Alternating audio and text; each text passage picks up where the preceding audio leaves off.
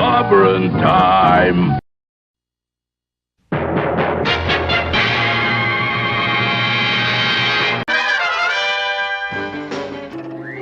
Atomic batteries to power. Turbines to speed. Roger, ready to move out.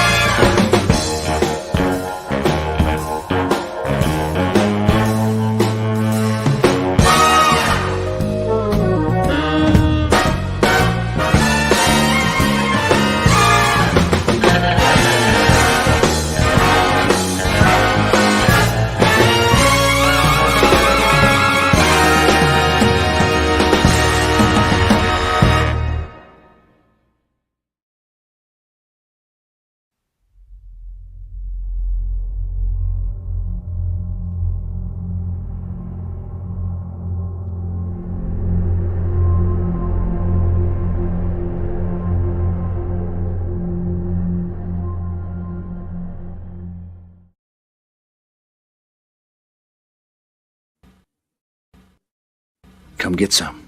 It's clobberin' time! The word is given. Clobberonimo! Greetings, clobberers, clobberonimos, clobberoids, clobbologists, clobberians, clobberooskies, clobs, those who do not clob yet.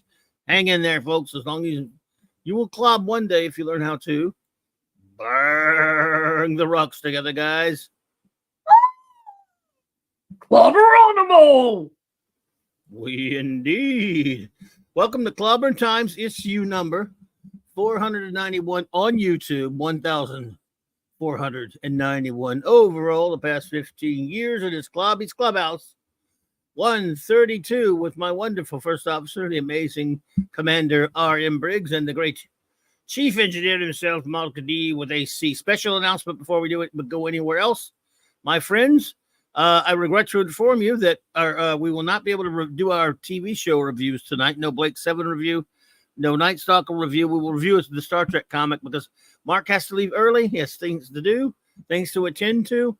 We'll be back with all the reviews next week. I hope we probably will. Yeah, we will. I apologize. You can blame me.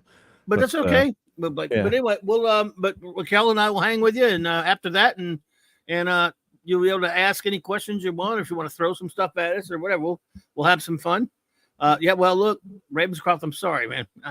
Believe me, we're all devastated and we're all hurt. Our feelings are hurt. We're all sad now, but we all hope Mark is happy with himself. We all be proud of himself. Blame Mark. Yeah. Hey, it happens, folks. I'm so sorry about that. We don't have a good episode of Blake 7 this week, so I mean it's okay. Yeah. What? Yeah, no one can tell when you're being serious. Yeah, but no, we'll be back with it next week. So, folks, had enough of you. I'll give you a chance to find it, but yeah, You can rover me. Yeah, where is that? There we go. Somebody rover Mark for me. I have had enough of you.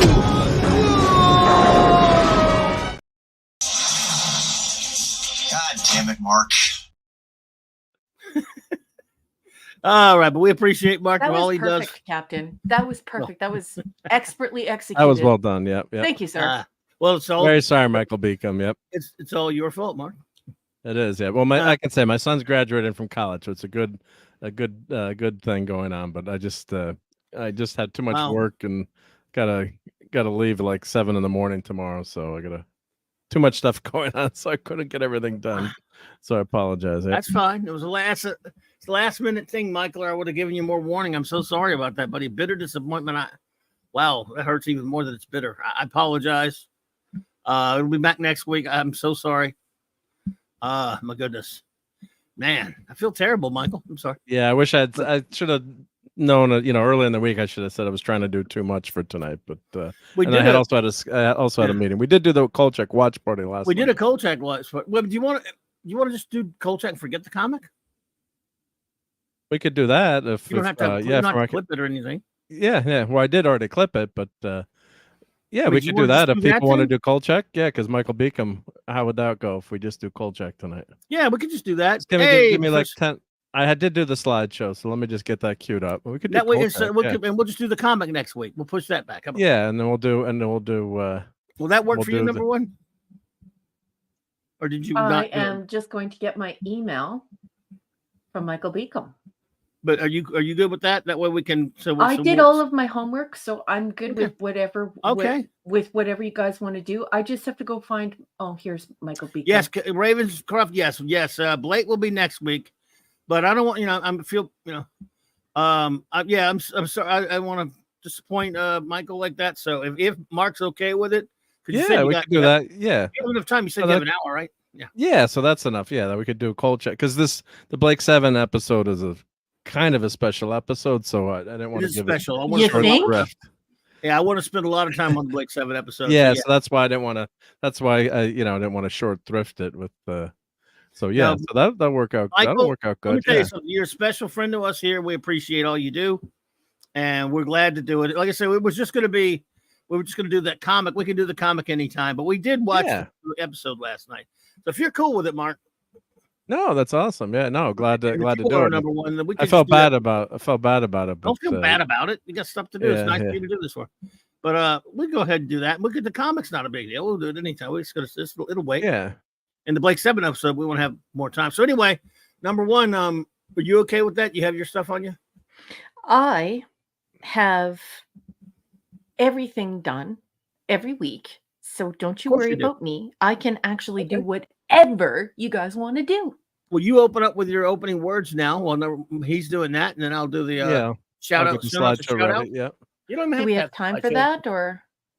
Yeah, do that. Yeah, do that because I did clip it, so I'll do the slideshow. Will take me 5 minutes to just support it. Yeah.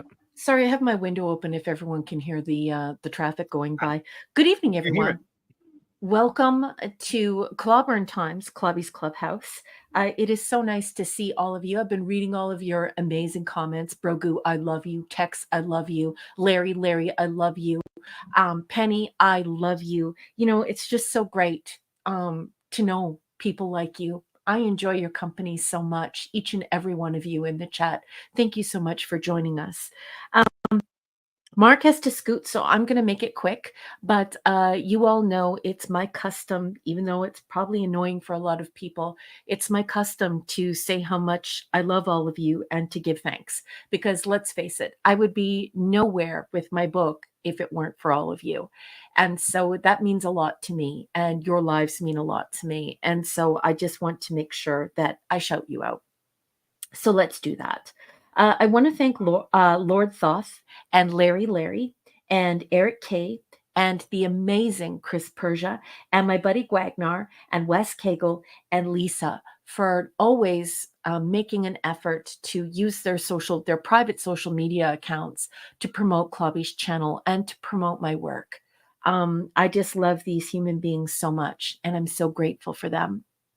I want to thank everyone who has left these incredible reviews of my book on Amazon. I'm just, and the news stories for the second book.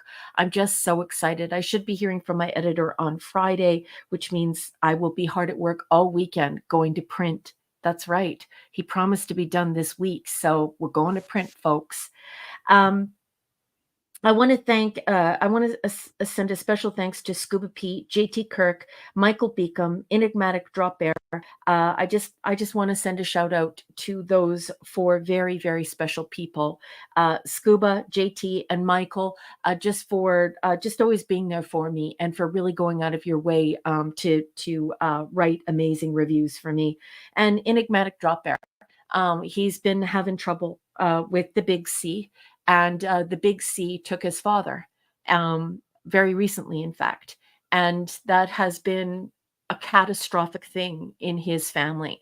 And so whenever I see him in the chat on Saturday night, I just love calling him out. But wherever I am, I like to say his name because I believe that love works. Now, whether or not you believe in God, that's up to you. I'm an agnostic, but I believe love works. So if you could send some love to Enigmatic Drop Bear and Enigmatic Drop Bear's family, I know that it makes someone feel better to know that there are hundreds, if not thousands of people who are pulling for him. I want him to know that. I want him to feel that love, because you know what? Love feels good and it works. And also for Chris Persia's dad, he's been struggling with high blood pressure, and Chris was really worried about him, and that's a very scary thing. High blood pressure, it's incredibly dangerous. So if we could send some prayers and some good thoughts, maybe a note, if you have time to leave a note for those guys, Enigmatic Drop Bear or Chris Persia's father, that would be really, really cool. I also want to thank everyone on Patreon.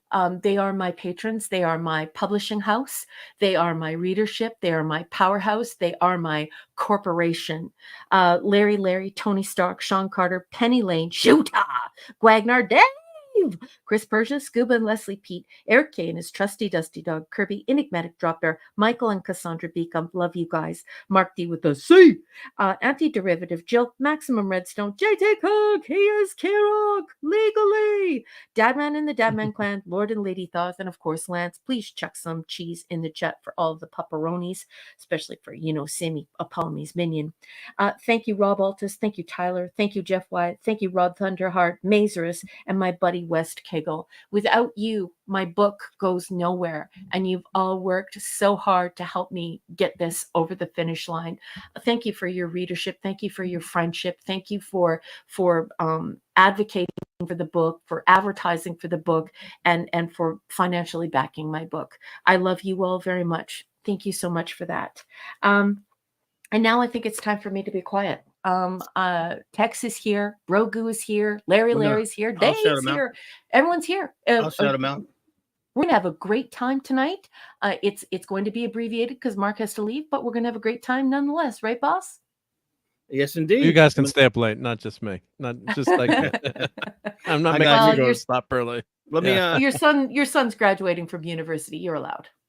Yes, thank you. Indeed. So, just shout out some show notes, shout outs really quickly, and then we'll get started. Where we got? Oh, tomorrow night on my great buddy J-Man's channel, J-Man, Sean, and myself continue Fantastic Fridays, reviewing Jack King Kirby's legendary seminal run on the world's greatest comic magazine, Fantastic Four. 1 through 102 is what we have been reviewing. We'll be reviewing, have been, and will be. Annuals 1 through 6, 7 p.m. Eastern, 6 Central Time. Let's see, we'll be doing issues. What? I think it's issues 17, 18, 19, 17 through 20 tomorrow, if I'm not mistaken.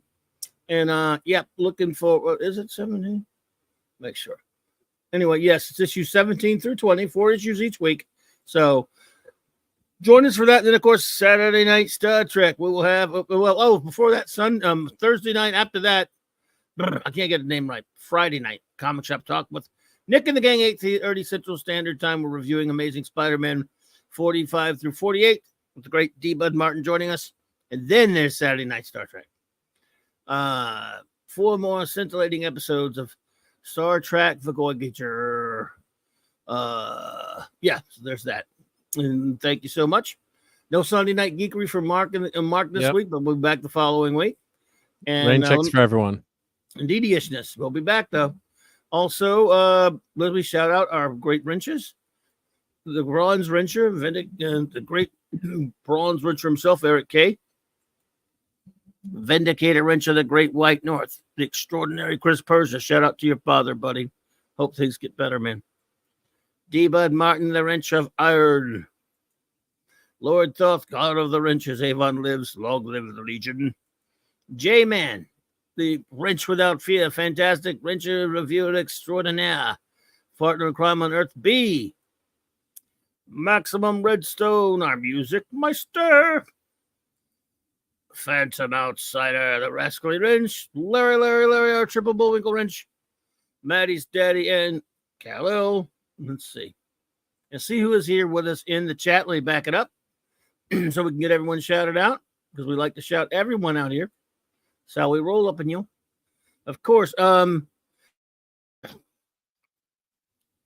me and my monkey. Hello there. Welcome. You are first. Me and my monkey. FKHC 2005. Tim. Tim. Dave C.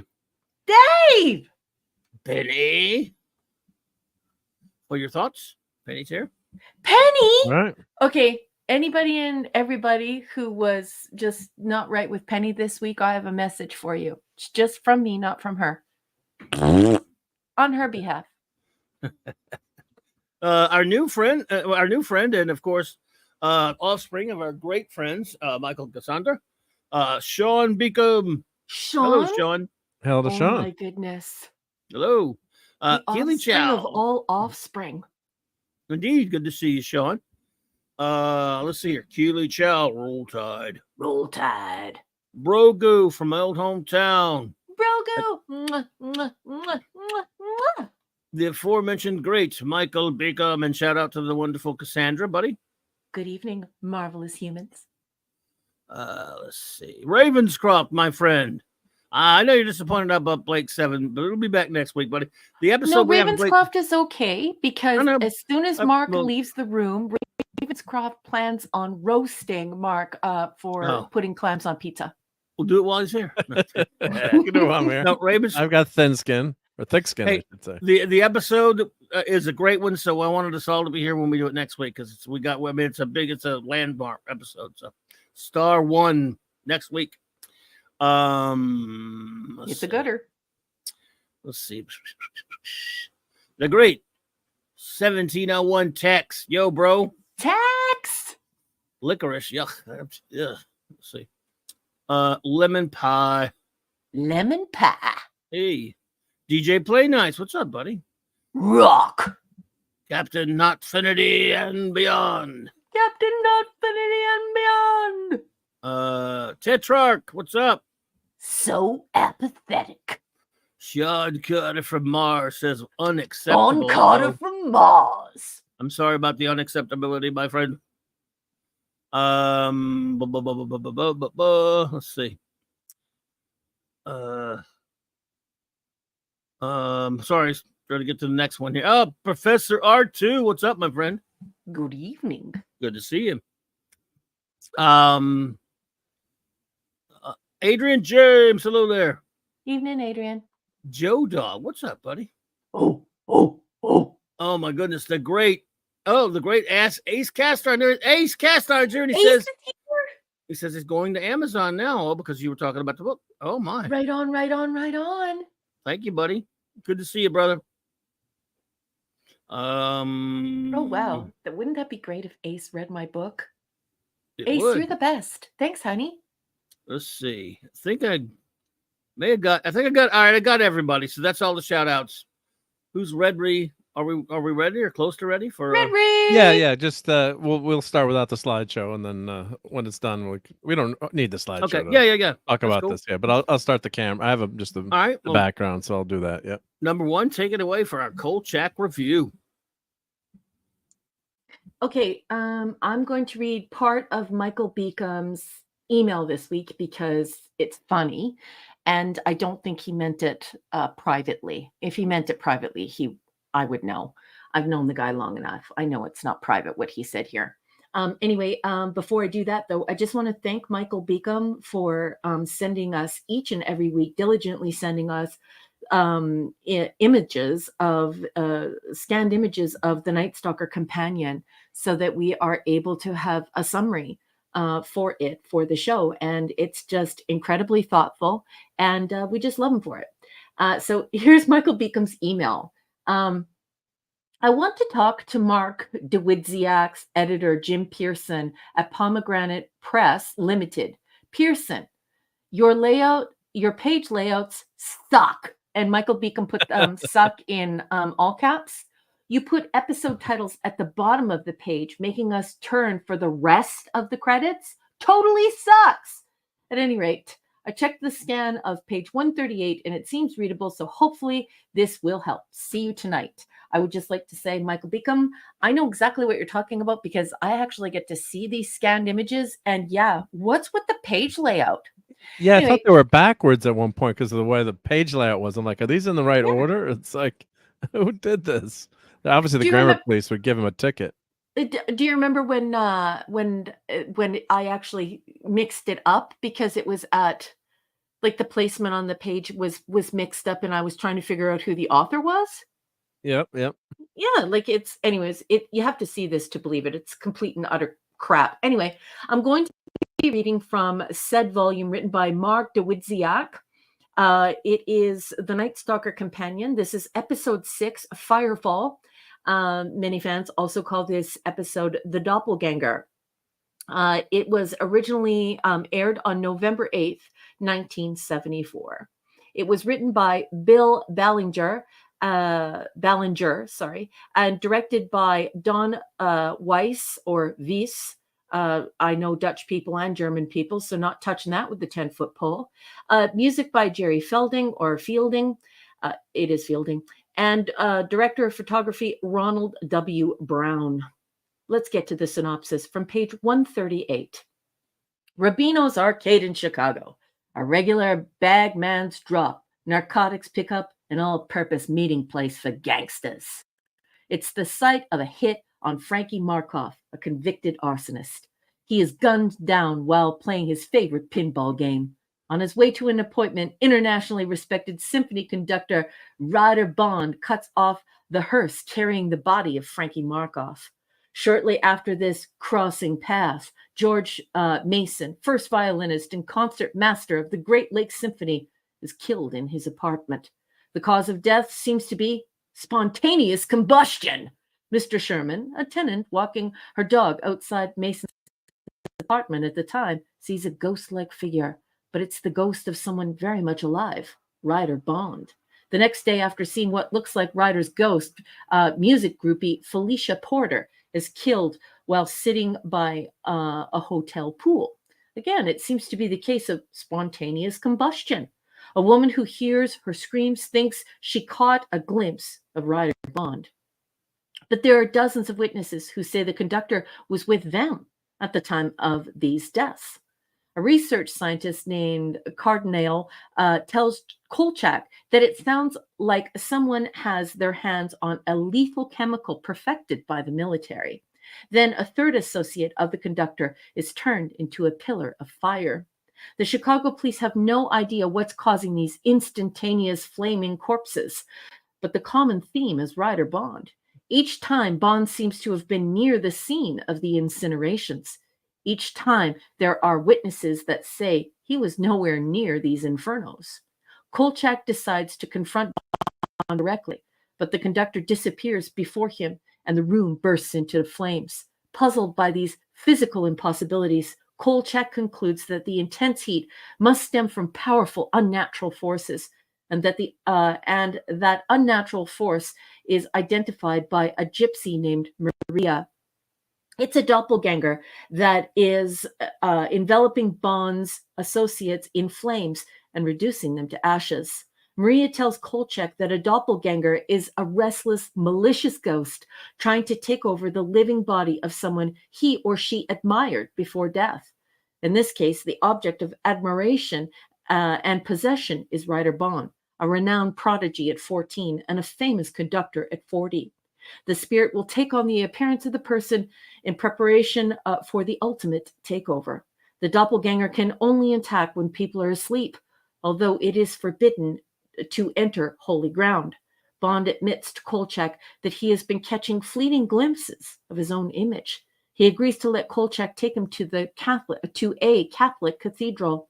Frankie Markoff's widow tells Kolchak that her husband wasn't exactly burning with ambition.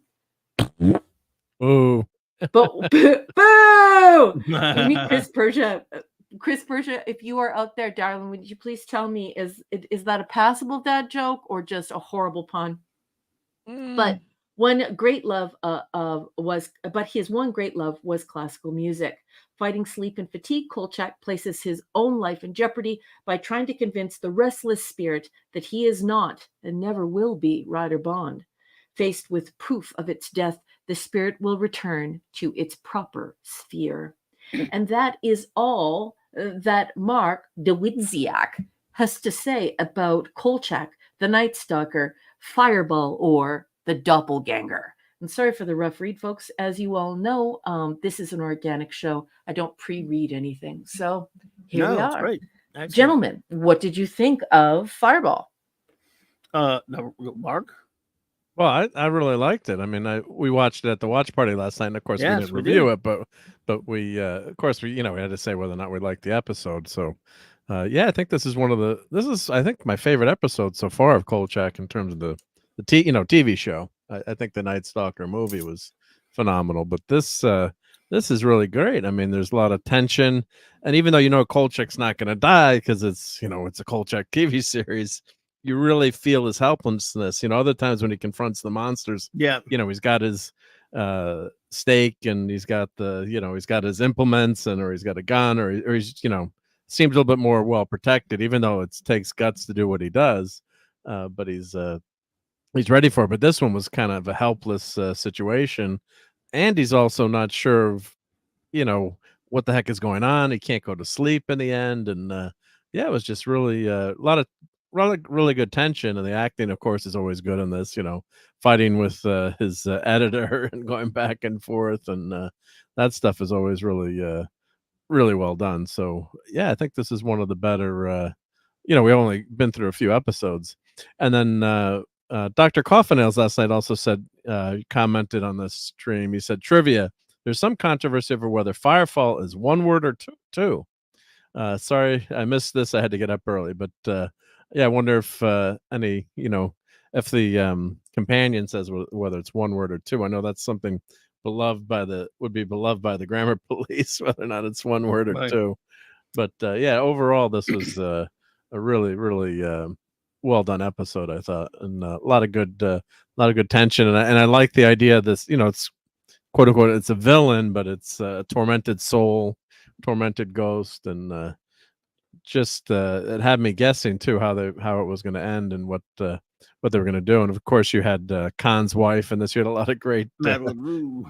Madeline Rue, yep, and you had Bosley from Charlie's Angels. Charlie's Angels, yeah. Let's say hello to Scribe Light and Dadman Walking before you keep going. Hey, Scribe Light, Dadman, hello. Go ahead, son. Go ahead. No, yeah, hail to Dadman, yep.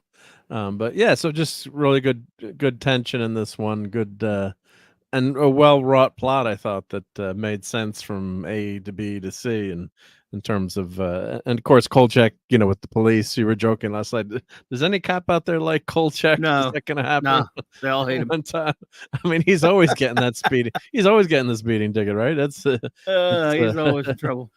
He's not gonna get off easy at any point, but he's the skeptic that you like to see, that the press should be. They should be skeptics, always questioning, never taking taking anything for granted, no matter who's telling you what. So so it takes guts for what Kolchak's doing. I think one of the cops here, he said he was smoking, and he burned to death smoking. It's like, I didn't see an ashtray. Cop's like, well, that's his problem. But, yeah, always questioning. So yeah, just really great stuff in this episode, and a great resolution at the end. It was interesting how they solved this one. So, or Kolchak solved this and finally got to go back to sleep, I guess. Yeah. So that was some good comedic moments in the series, because he's really out of control in this series, kind of frantic, where you don't really see him acting like that at other. He's going through the petty cash drawer trying to get $5 to get money to, he needs to pay. What does he have to pay? The rabbi? I think, I can't remember what he was paying, but he needed cash. But he's just kind of out of character, going crazy and frantic, I think.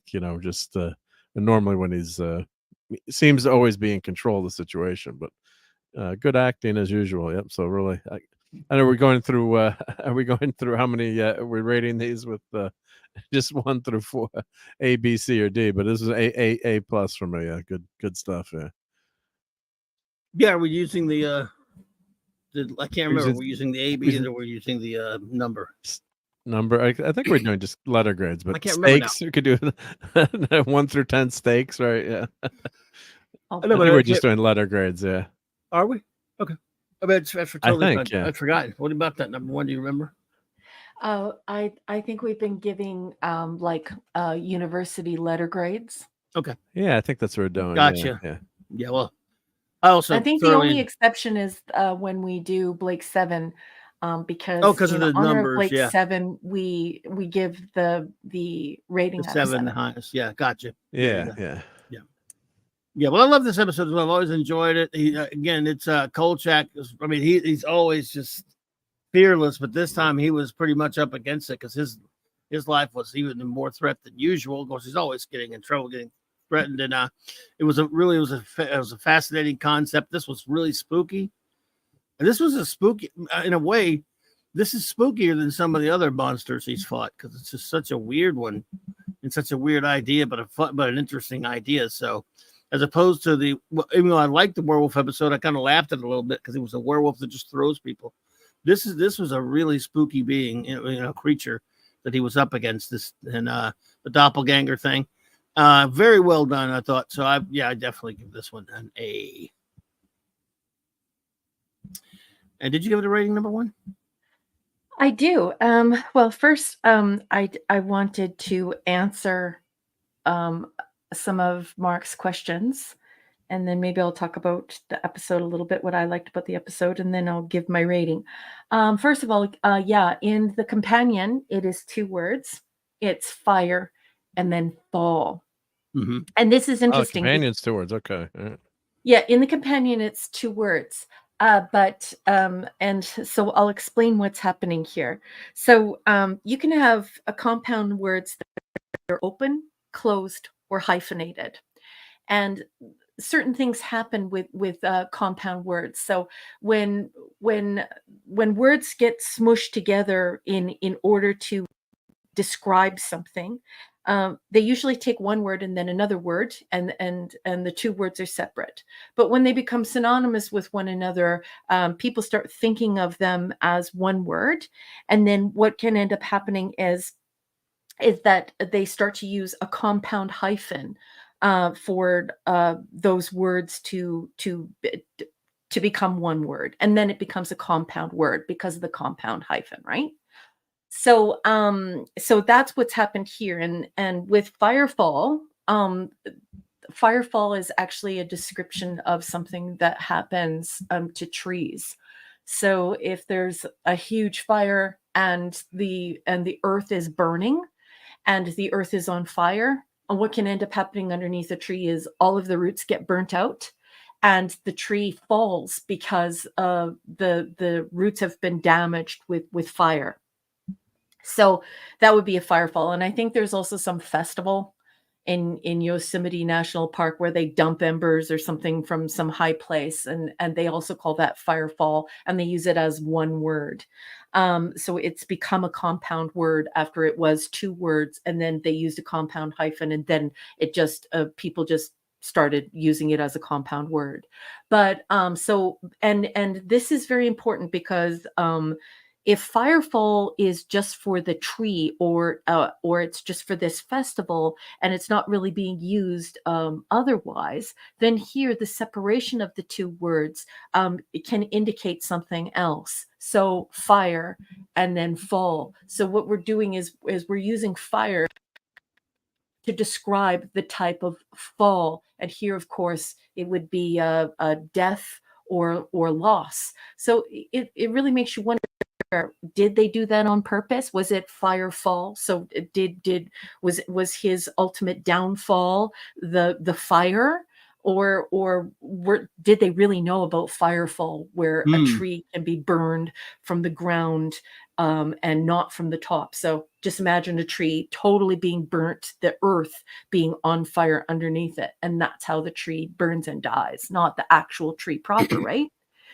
So, anyways, I hope that answers your question. So, you have words that are used together a lot. Let's say that you and I worked in forestry, and we were always talking about how the trees had fire fall. Suddenly, fire and fall would no longer be two separate words. We would start using a compound hyphen. And then through time and consistent use, the compound hyphen would be dropped and it would become a compound word. And then in forestry, we would always be referring to the death of a tree in that way as fire fall. So, but of course, we would still need the two words separated, right? Fire and fall. Imagine a stuntman dropping off of a building while he's engulfed in flames. What's he doing? He's doing a fire fall. So we don't want a compound hyphen there. We certainly don't want a compound word. We're describing his fall. It's a fire fall instead of a compound word, which is fire fall. Does that make sense? Mm-hmm.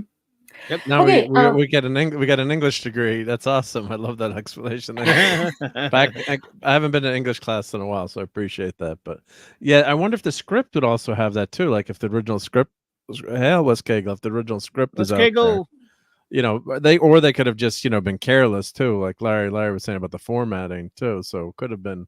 I mean, I love your explanation. I think that's really interesting. But sometimes, they could have just been sloppy too in terms of, spelling, or it could have just been, someone transcribed it as firefall, all one word, and then it stayed like that, right?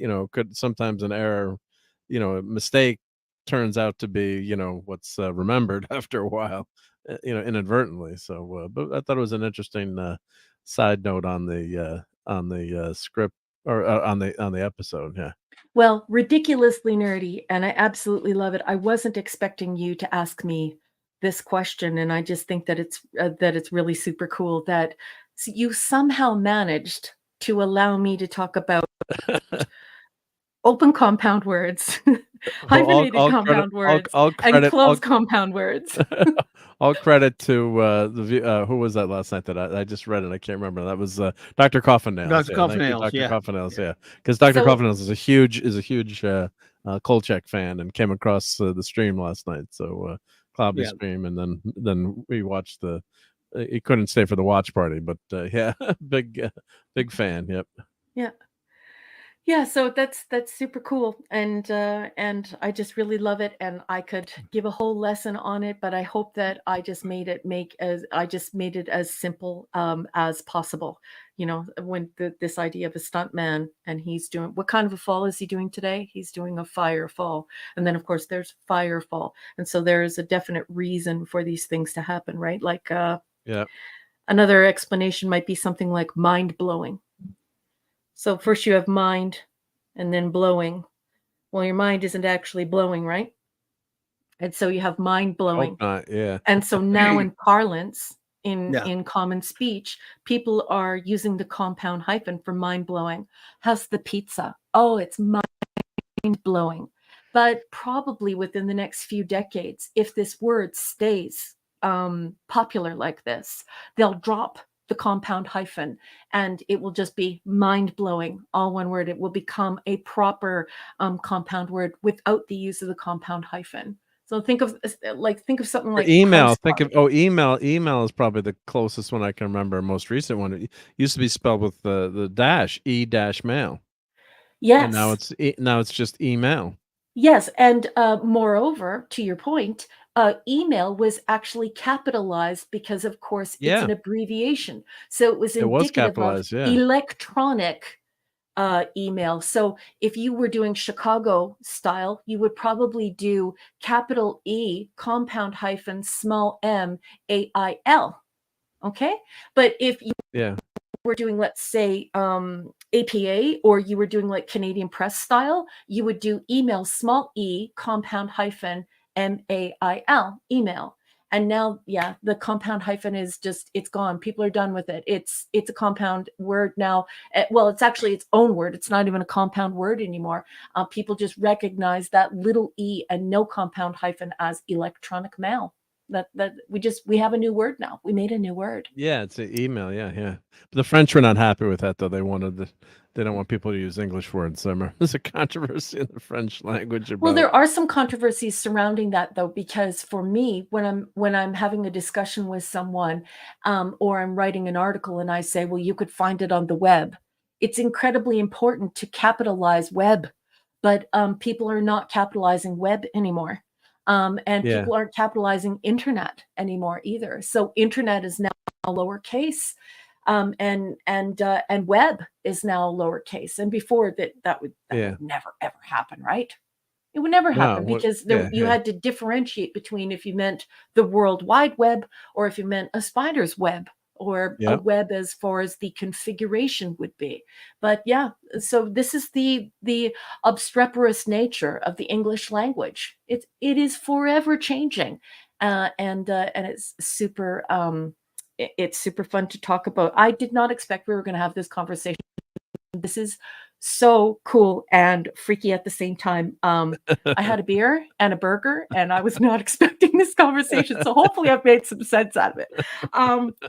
I loved this episode. I also really like that at this exact time in history, when I was growing up in the 1970s, it was like everyone was obsessed with like telekinesis and spontaneous combustion, and you had all of these dads and moms that were dying in their easy chairs, like in their lazy boy recliners, because they were smoking cigarettes, and they would fall asleep with the cigarette and they would catch on fire.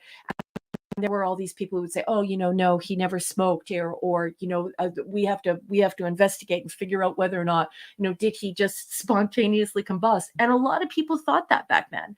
And we even had like the movie Scanners come out because we thought that people could, like force mind control to the point where you could, crush someone's skull or make someone's skull explode. It's not a movie I could watch, but it was like we were obsessed with it. I mean, even Gene Roddenberry was moving Star Trek in that direction, as we grew closer and closer to this phenomenon that we were so interested in. So I just think that it's super cool that Firefall gets us back into that place where we were when we were kids. At least I was a kid. I was raised in the 70s. And I just think that it is uber cool to talk about something that we were really genuinely afraid of back then. You'd watch That's Incredible with John Davidson. This is much later, of course, but even then we were still interested in it. People who could bend spoons with their mind. And anyway, I love it. It's very nostalgic for me, and I just think that it is well done. It's most enjoyable. It's just filled with laughs and a little bit of fear and lots of fun. So for me, this is an A+. I love Kolchak. It's just good stuff. That's it. Excellent. Love it. Hey there, who popped in? Oh, he changed his name. Damn you. Sentai Ranger Donnie. I keep forgetting. Don Power Ranger. Donnie. Good night, Tex. Take it easy, buddy. Tex. Yep. I will miss you. Great to have you here, bro. Tex. Yeah. Nice. Good to see you. So really cool. And I can't believe that I got asked. Well, we have great people out there with some great questions. Yep. Amazing. I wish I would have known, because I could have prepared like a little lesson on it. So I could do that for next week. You did great. Or comment on my video. Penny. Comment on the watch party. I'm sure Dr. Coffenels would like to hear that. Yep. Good well, night, if you Penny. talk to him, maybe you could teach him about. Maybe you could teach him about. How about cheesecake? You could teach him that you have cheese and then you have cake, and that cake was made with cream cheese. And so people were using cheese to describe the cake. What kind of cake is it? It's cheesecake. But then they began to use the compound hyphen, because people said, "Oh, that's a dessert, cheesecake." And then it just fell out of fashion to use the compound hyphen. That's just one word, because it just became synonymous with that dessert. And so now cheesecake is just the dessert. And so once again, obstreperous nature of the English language. It is a living language, and it's fun to wrangle. So hit him up with the cheesecake and let him know about the evolution of the compound, and then anyway. Interesting stuff. Yep. I do have some trivia and show notes I can go through. Yep. So, well, we just talked about the phenomenon of persons spontaneously combusting. It's actually been documented, although completely turned into ash has not been documented. But I remember seeing some TV. I think it was Shatner's TV show. I thought it was in Search of, but someone mentioned Shatner. But it is a phenomenon that's been examined and has happened before. Yeah. The shots of Kolchak digging up Frankie Markov's grave are outtakes from the previous episode, the zombie. But then when they remember when Kolchak says he's got to go alone, and you see all the flashlights on the grave, the different lights shining. That's from the zombie, but it's minor. It's minor, but they're saving money, but that's fine. Yep. Let's see.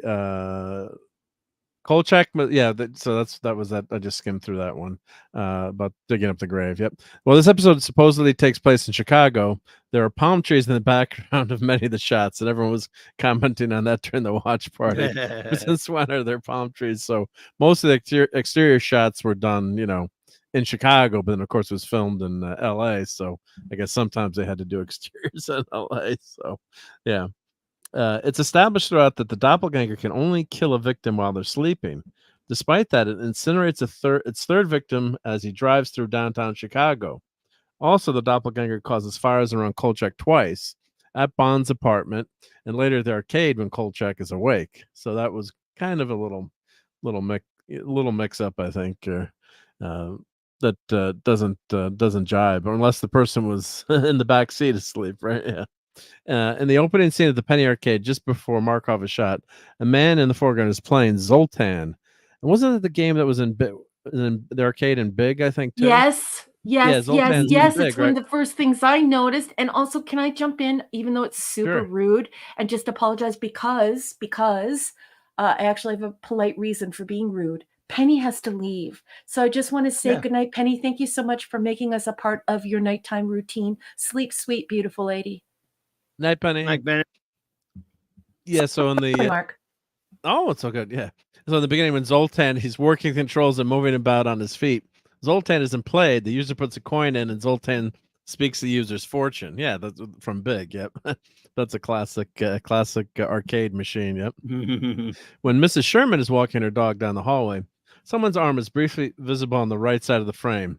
This is presumably the dog handler encouraging the dog to bark. So minor stuff, but always fun to catch that stuff. Yeah. What you and I talked about last night when we watched. It's kind of funny that Kolchak, basically committed arson, and he even said he was arrested for it, but they'll forget about it by the next episode. So somehow they got him off the hook. Because I don't know if anyone really, other than the conductor, really knew what was going on or believes the whole thing. So yeah, how would he get off of that one? Because he exhumes the dead body illegally, right? You're gonna get in big trouble for that, right? Exhuming a dead body. Yes. And he drags it to the arcade, puts it in the arcade. Yeah, so but we didn't have DNA. There's nothing to trace. There's nothing to track. Yeah, but the cops saw him run out. But if the editor says that he was there doing that, do you know what I mean? Like if he says that he was just there investigating. Yeah, there may be ways to explain it, but the episode it looks awfully fishy. Yeah. Yeah, right. I love the episode, but it leaves you hanging like, wow, he's going to jail. Wow, he's going to jail. Well, he was fine because he wanted to sleep. He didn't care. But I guess you're just like, it's TV, so he's going to be fine next week. Yeah, he'll be fine. He's been charged with murder before. Yes, he has. But they kicked him out of town because they knew they didn't have any way to prove it. Yeah, they ran him out of town. They could prove arson on him in this one. So I'm like, whoa, okay, well, that's cool. Yeah, so how would they get it? They needed a line or something in there. Of course, these shows all don't interconnect to each other. So, back in the old days with TV, they would never, the next episode, they rarely would reference a previous once in a blue moon, but not that often. So, Ravenscroft. Nobody remembered what happened in the previous episode. The only reason why that people remember stuff from Star Trek is because they watched it in syndication over and over and over again. But back when we were young and there were no repeats, there's no do-overs, there's no VHS, there's no beta, there's no laser disc, there's no way to rewatch it. You can get away with murder. Oh yeah, but Ravenscroft, the answer to your question is yes. In the episode, the vampire takes place in as the first pilot did, Las Vegas. So he may fight. He has a sort of like a couple of weeks back. There was an episode called Vampire that we reviewed, which also takes place in Vegas. And he fights a vampire. Yeah. So he was asking Kolchak to return to Vegas during the series, and yes, he did once. Maybe more, but I think that's the only time. And Michael Beam was saying it was a mob hit. They would have wanted it quieted. So that's an interesting, if they the cops are paid off, or was paid off, or let's keep this quiet or whatever. But it would actually been, let's frame Kolchak for it though, right? I mean, the cops all hate him. I mean, but also remember though, that was the place where all the bad stuff happened. I guess, yeah. So yeah, right? it was a mob. Okay. Usually it's a casino. It was a mob arcade. Right. That's right.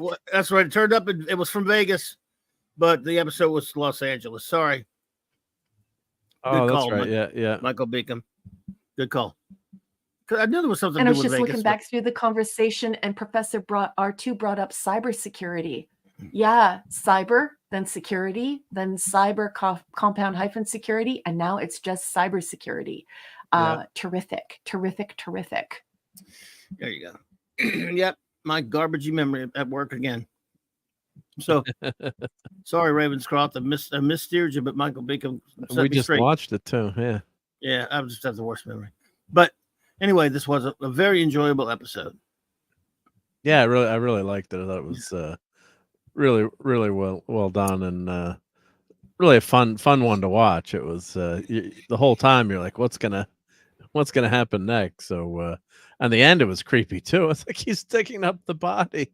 He's like, and you just think to yourself, imagine how he would smell. But did you know that Larry has made a comment in the chat that is so true? That is absolutely true, that the mob does usually control vending machines and pinball machines. Like, do you remember the old cigarette machines? They used to control the cigarette machines, all the vending machines in hospitals for coffee and chocolate bars and things like that. And so good point. Yeah, you could launder the money. You'd launder money that way. Yeah. Yeah, and pool tables. Allegedly, if anyone out there is listening. Did he ever do a Kolchak crossover with Columbo? That's another. No, I don't think so, Sean. But that would have worked for me. Sean. He's so nerdy. Did you see that comment that I starred of his? Let's see. Would you please put that up on the screen? Can you see it? Yeah, he said I noticed that that in one of the O on the Ford was a skew. Oh, was a skew when they did a zoom up on the Ford Mustang when he pulls up to his office, and in the next scene it was fixed. Yeah, good one, good catch. He's a giant nerd. I love this person. Good nerd catch. Good nerd catch. And those are actually little pins. They're called barrel pins that go. I have a Mustang, so you drill holes and you have little special clips. So it's easy for those to get messed up or banged up because the letters are just standing up. But yeah, it probably dinged it, and then the next year, then they fixed it. I'm sure Ford was paying something for the Mustang to be in there. I guess maybe, or who knows. But you would assume so that they would getting some kickback for having that in the show. But about the spontaneous combustion also could be linked to anger. Oh, by the way, number one, while I'm doing this now, to think of it, let's run a test. See if you can start something, and I'll see it. Okay, here's a good one. Yes, it worked. Did it work? Yeah, remember the other night it was all screwed up. Now, are you sure? Are you sure it's there? Is it really there? Now, can you do me a favor? Can you unstar them to see if they unstar for me? Okay, unstarred. Nope. It didn't unstart for you. No. Huh. Did it exist or not Yeah, exist? for you it didn't, but you could unstart it for you though. I know, but that's still going to screw me up for the show. Because it's storing all of them, Clob. Before you were saying you couldn't unstar it, right? Yes, but now it just doesn't unstar when you unstar it. But can you unstar it? Yes. Oh, well, that's better than nothing. But that I is know, so, but still, that's. I understand you, but I never knew till you just told me this very second, or till maybe the other night when you're missing. I did not know that. I didn't know that it would stay starred unless you unstarred it for yourself. But before it wasn't. Yeah, if you're here, we're just talking about how there's been a major change in StreamYard, which means that sometimes we're missing the super chats, which are super important to us. And the way that Clobby and I organize the show so that we can read everybody's reviews is totally screwed. And Sean Beacom, yes, crossover is a fabulous example of a compound word, because you have cross and you have over, and then you have cross with the compound hyphen and then over, and now you have crossover. And you wouldn't use crossover just by itself without thinking about its meaning, right? You drive a crossover, or the movie is a crossover. But when you move over the lake, when you swim over the lake, or you take a boat across a lake, you are crossing over, or you go to cross over the lake. So you see, it's very important that you understand the meaning of the word once it becomes the compound word. And brilliant example, Sean Beacom. Yeah. Well, at least it's fixed in one way, because remember, you couldn't star anything for me last week. No. So that's working. Yeah. Sean Beacom gave it an A++. So all right. Yeah, there you go. Where? Okay, good, yeah. What? I just put it up there on the screen. No, you didn't. I don't see that. Maybe it existed, but it didn't exist. Yeah, but see, the thing is, oh my is, God, don't they existed. Tell me that my StreamYard is still but screwed. They never existed. I had to clip that. Sorry.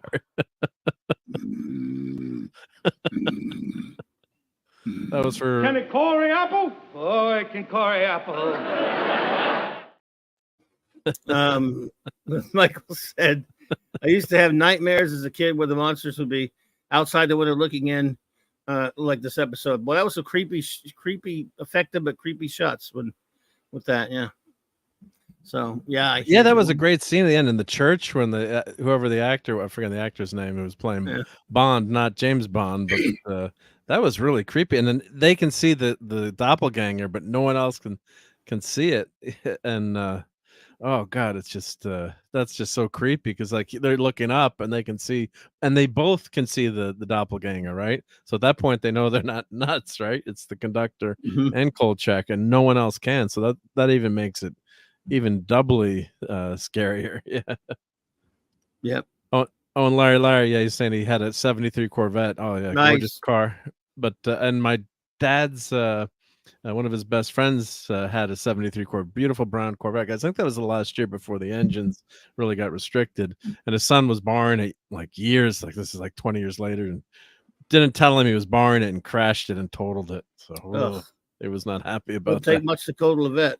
No, it didn't. Have you seen the new vets? Oh my goodness, they're unbelievable. They look like Ferraris or they do Lamborghinis. Yeah, they look like freaking. Yeah, they don't look like. They're trying to make them look like supercars now.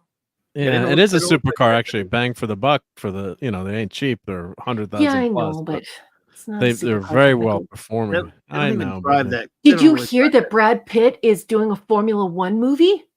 Yeah. Isn't he too old to drive Formula One? Doesn't he have his ARB card yet? Movie, so. Look, I love Formula One. Do you? I didn't know that. Yeah. Is Brad Pitt 60 now? Yeah. I don't know. My age. Considering I missed. But what would you want to look at? What would you want to look at? Brad Pitt or Max Verstappen? I don't want to look at either one of them. They're dudes. Mrs. Switch Kolchak had decided to invest the past 40 minutes writing a parody of the theme for your channel. Oh, you're too kind. Oh, that's great. I'm sorry you missed it. Professor R2 Curse you, StreamYard, it says for the super chat. Thank you so much for that super chat. You're too kind. Appreciate it. But do you know what he just did? What? He just ran a test for you with that. Professor R2 did. And did you notice? No. No countdown on it didn't go up no there, announcement. And it's not starred and it's not placed in the tab. So they're still not showing us anything. Going on? Well, at least we should give him something. It got starred for me. Oh, it got starred for me. It's not starred for me. It's not starred for me. I see it. There's a new thing on top of StreamYard, which starred for me. Yeah. It says you auto star super chats. You can start important comments. It starred for me, but it didn't go up in that thing like Raquel's talking about, where it shows up there that you have them.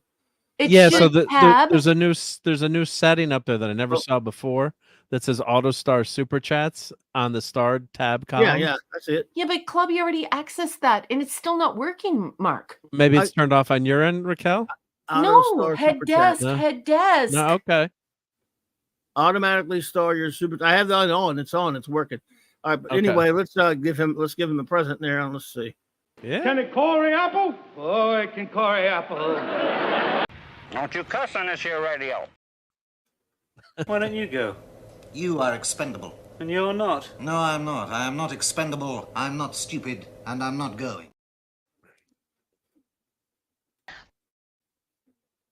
Brain, what is brain? Get those nerds! Nerds! What? Indeed. Oh, and there's another one. Thank you, Michael Beacom. So no auto storing for super chats. Holy heck, indeed, sir. Holy heck, Batman. And before Michael, it also used to have like a little call out tab. So it wasn't a tab proper. It was a call out tab that would appear at the very top of the platform, and it would have like a little the color would degrade almost like sands through the hourglass, and it would give you time to put it up to remind you that it's there. So it was also really nice because on Saturday Night Star Trek I could interrupt Clobby and say, "Hey Clobby," and we like to do it this way because then Clobby doesn't wait until the end to just read all the super chats for everyone. He likes to say thank you while it's happening, because often with the super chats people actually ask questions. And so if we wait until the end to do the super chats, not only at that point will somebody may have left already, but it's also the fact that we lose the ability to take the questions that people are trying to put at the top of the pile. So for me, it's very aggravating because I like to interrupt Clobby and let him know who's sending him gifts, what the question's like, and if it's a question that has to be addressed right now. I mean, who wants to wait until the end of the show to do that? And if they take away our ability to like see them and address them, it sucks. It's not YouTube either. That they're not showing up on YouTube. I'm looking at it now. It may not be. Maybe this is YouTube doing it. I don't know, or both of them. I don't know. Anyway, thank you, Michael. Let's see. Let's throw something out for Michael here. No bloody A, B, C, or D. Scotty, as good as your word. Aye, sir. The more they overthink the plumbing, the easier it is to stop up the drain. It is green.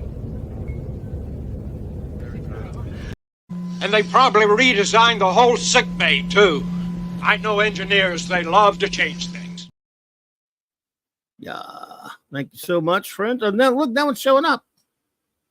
Wes Cagle. It only does it for West is up there. It must be a tier thing. I don't know. It's weird. Anyway, but West isn't starred. Oh, it starred for me. It's not starred for me. Damn it! It starred for me. You have maybe your auto star thingy in on. If you go in your star and click auto star super chats, if you have that, it'll do that. It may not do it for you. Maybe it'll do it for me. So, anyway, sounds like StreamYards operates as well as Insane Way commands. Go Voyager. Thank you so much for that. Let's see. I think since this is the biggest Voyager fan we know, we should show him some Voyager love. His favorite character, for example. Draw that man in a chicken suit. It's the Chicken Man! And of course, this is from all of us, from you, Wes Cagle, to Neelix.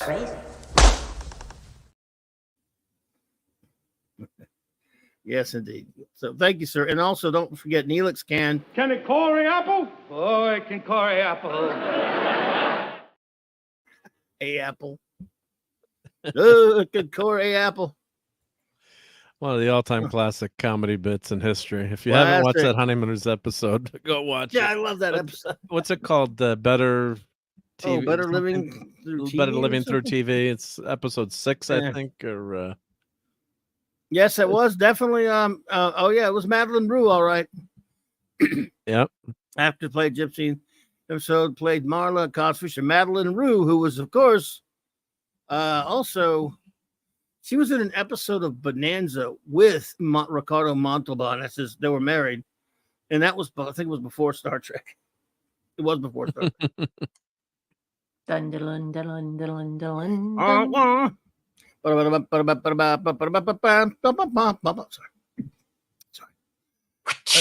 Oh. I've got a right to pick up the fight Bonanza.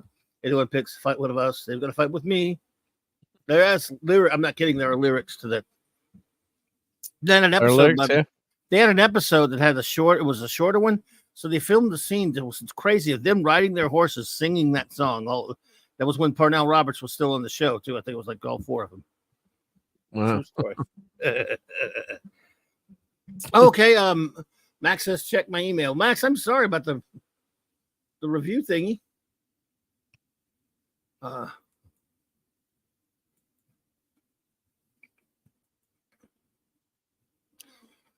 He emailed the review, or he emailed? Yes.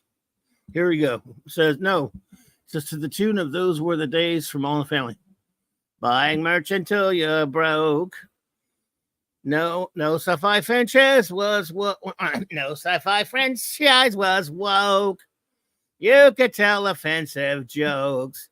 Clobbering times. Barbara only marked it. I can't do dingbat, sorry.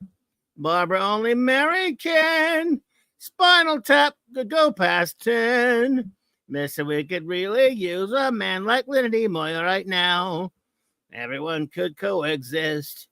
You didn't need to know activist. No one wanted to be pissed. Clobbering times. Sorry if I butchered that, Max, but that was for you.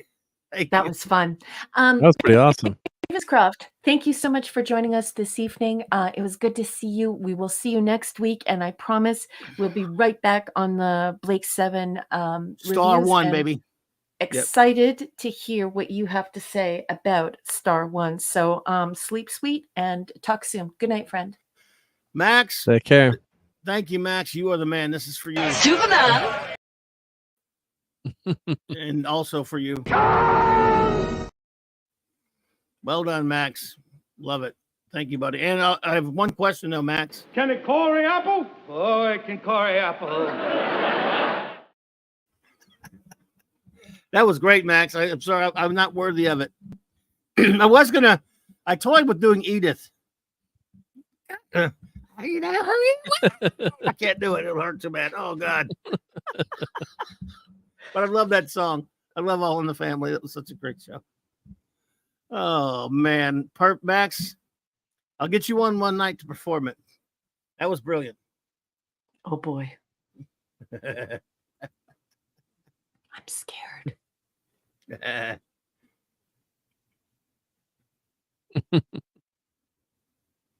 Good stuff. Good stuff.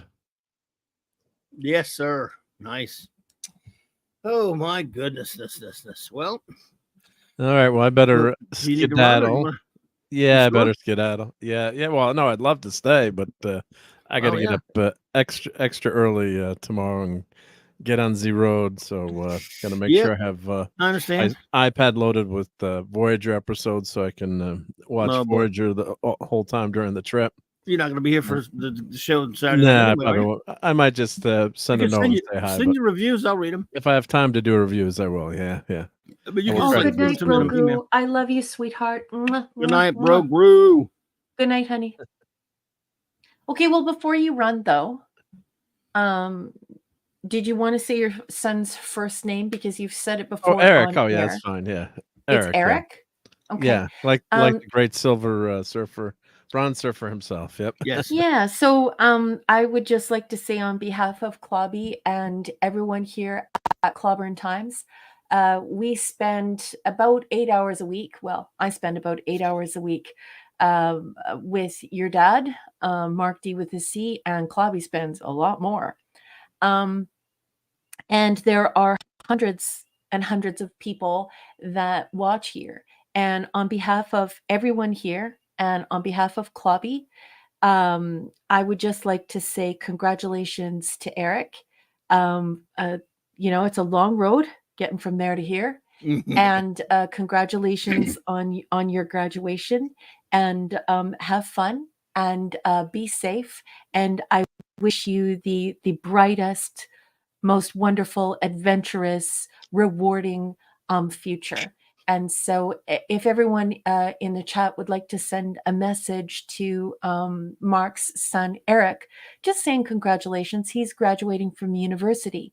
And that's why Mark has to leave. So if you wanted to send those messages, I know that Mark would love to pass them along to his son. Oh, thank you, everyone. Thank you, everyone. Yeah, indeed. Congrats. And the good news is, sir, he's got a yob, as my old scoutmaster would say. He'd never say job. He said a yob. He's got a yob. He's got a yob, so I can kick him out of the house. No, that's gonna be sad when he moves out. Mark, FP4H. Yeah, no. Hey, Real Wade Nation Gaming's here, by the way. Hello there. Hello, Wade. Yep. Yes, good to see you, Wade and SP4H. Yes. Son Lee. And thank you, everyone. Yeah, it becomes such a nice community here too. It's not just a TV show, right? So I really appreciate that, and getting to know all you guys and gals in the chat. And yeah, it's so interactive here. It's so much fun. It's what makes YouTube so special, and what makes places like this special, because we get to hang out and really get to know each other. I wonder if someone just dropped in on the chat would be what's going on with these people. But yeah, I'm gonna tell them to check this section of the show out, hopefully, and he'll watch it once in a while. He shows up on Late Night Fortnite, but yeah, no, he's gonna have a fun weekend, and it's a big milestone in life to move on and graduate college, and it's not easy to make it through college, and he's got a job lined up, which is fantastic, thank God. So yeah, it's not easy, but it's that one of those big milestones in your life that you never forget. So yeah, you don't want to know how much college costs a year. Yeah, we could buy a really nice sports car each year, basically. But no, it's still worth it in terms of what you get and what you learn, and the life experience too. I mean, I was fortunate enough to go to college, and one of the big things is being on your own. And of course, there's many other ways to learn that too. Going to the Army, Armed Forces, or going out on your own if you're not, if you don't take that step through college. But that's one of the ways where you first learn to be on your own. So anytime as a kid, out of high school, going out on your own, that's a big step. So yeah, it's proud that he was able to finish that and graduate. And well, he hasn't graduated yet, right? He's got to get the degree on the weekend. But yeah, it's thank you so much, everyone, for those nice sentiments. He has to convocate. Congrats. Yep. Big time. Brother, hello there, Song Lee as well. Song Lee, Song Lee's there. Yeah. Different spelling. Different Song Lee. Yep. Yes, welcome, Song Lee. So, well, that's great, dude. Look, it's gonna be I guess a busy weekend for you. Yeah, busy celebrating. It's a good reason to celebrate. So I promise not to have clam pizza for the weekend either. Well, I don't think I trust you. I don't think you're gonna have it. Gross. So gross. Just don't take any pictures. Why would you get kicked out of YouTube, Larry? Let's see. Better not get kicked out of YouTube. What? I said Oh, for nasty, he got a nasty gram from the YouTubes about some of his language in the chats. But Larry's always been a stand-up guy here in the chats. Yeah. Did he? How did they send that to you? Like by an email or something, Larry? How does that work? He said on last night wasn't the app that was sending it to him. In the app. Really? What? How is that even possible? Larry is like the consummate Southern gentleman. What comments could Larry? Crazy. Maybe it was the third Larry. Not Comments Larry. they don't Maybe like, it was. Like what? It's obvious that it's got to do something with partisanship or something. Yeah. Larry doesn't curse. He's not. He doesn't talk dirty. He has beautiful manners. He's very kind, and for goodness sake, he wrenches for people. I mean, he's one of our. That's crazy talk. There, it's a shame. Why do they do that? And imagine how that makes him feel. It probably makes him feel like he can't say anything, or he'll lose contact with all of us. What a bunch of bullshit! Are they? Do they say your account is under review, or you just got like a warning, like danger, Will Robinson? Hopefully they're not going to do anything else. But that's upsetting. But come back as Larry. It is Larry. That's crazy, man. Sorry I heard about that. No, if he comes back as Larry, they can ban him for life. You're not allowed to go around. This is warning. How would they know? I can't believe you would get a warning. A warning for what? That's crazy. Stupid. Yeah, well, they're always watching. The overlords are always watching. Yep. They're not benevolent like Doomcock. So unfortunately, yeah. So all right, everyone. Well, I better get out on air here. Okay, go to bed. You have 9 billion things to do. Yep. Good night, buddy. Yep. Thanks for being really here. appreciate everyone. Yep. Good luck. Take care, everyone. Have a great rest of the show. Yep. Catch you. Travel safely. Hey. Yep. Safe trip. Will. Pop in Monday night when you get back if you can. We'll do. Take Tell care, everyone everyone. we Thank said you so hello. much. We'll do. Later. Good night, Mark. Have fun storming the castle. I will. There you go. So, we still, like I said, we still have some time here. If anyone wants anything, if you can think of anything you wanted to talk about, number one, or someone else could. Eli McKinnon, hello there. Hello, Eli. Welcome. I just want to make it like an open talk. If people can ask us things, or yeah. Now's the time. Minutes more. Now's do the time. this. Yeah, we got a few more minutes here. So, anybody have any topics of discussion? Let's see. Is it me or did Raquel paraphrase Buffy Driscoll from Andy Mack? Says Seth Ranger Dottie. I don't know, but I don't know who those are. I have no idea who that is. Don Power Ranger. Yeah, Don. For her to do that, she'd probably have to know who they are, and I don't. Neither one of us. Neither one of us do. I mean, that sounds familiar. No, I don't know if I know. I don't know those names. So an unmanned air carrier on 040, says Max Redstone. Oh, Michael Beacom. When will the book 2 be available? Michael Beacom. I don't know if you heard my hellos at the beginning of the show. I did my regular hellos where I shout everyone out. But the editor, my editor, you know his name, but I won't say it here. He said that he's going to have it to me by Friday. He said he's going to have it to me by this week. I mean, that could mean Saturday, but I think he'll have it to me by Friday, Nice. which means that I am going to use the entire weekend to go to print. And I will be ordering proofs just to make sure that the cover looks great. And that takes, it can take only a couple of days for the proofs to come to me. So I'll order some proofs and then that's it. The book is here. I can finally start planning for the book launch. And I can finally put the book in your hands. Yeah. Yeah. Excellent.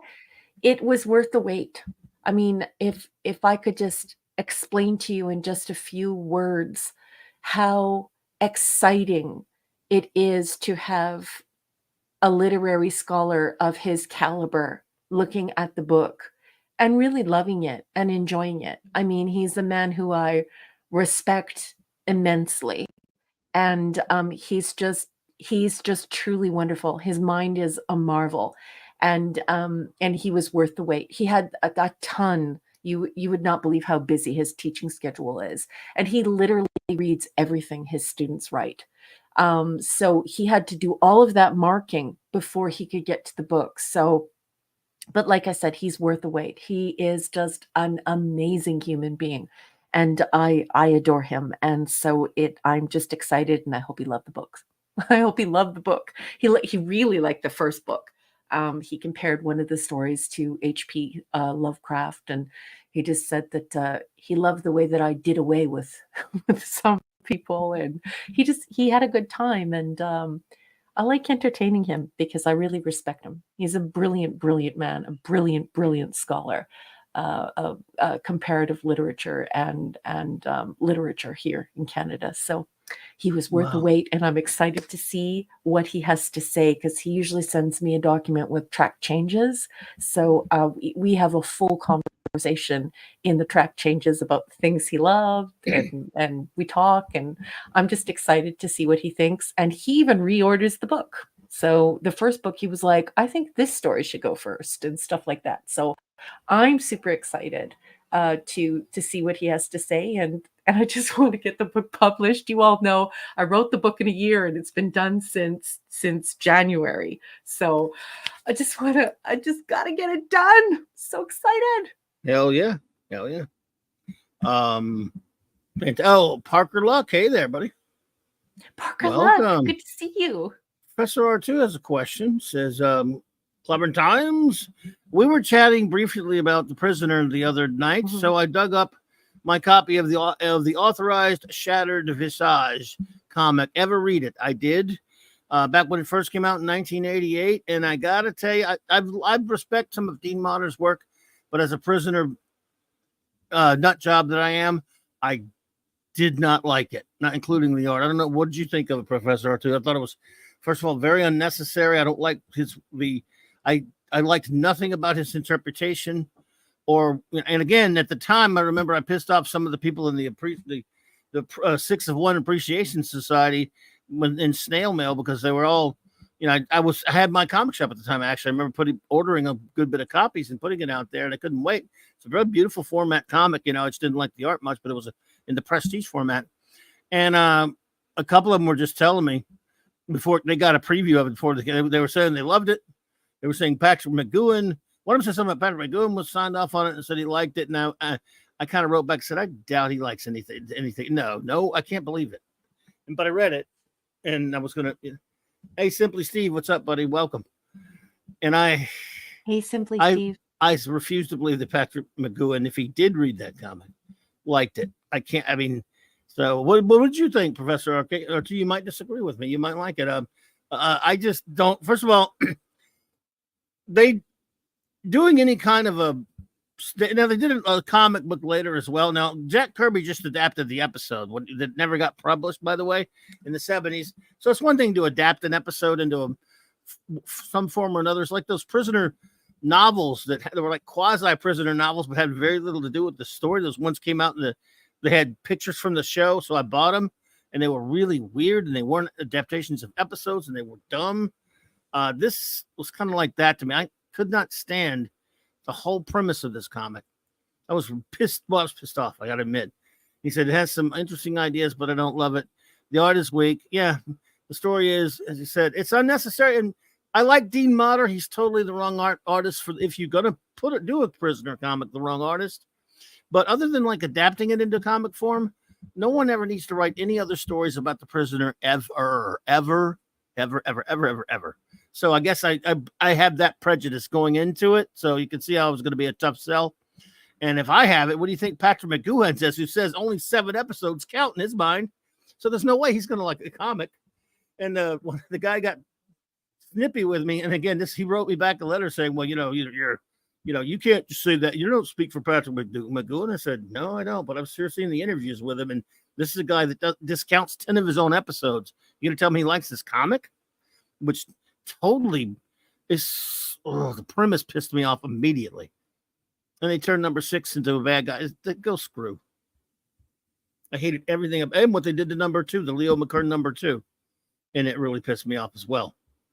Again, Dean Motter had made a name for himself with Mr. X. It was a well-liked comic. Wasn't my bag, but I respected him.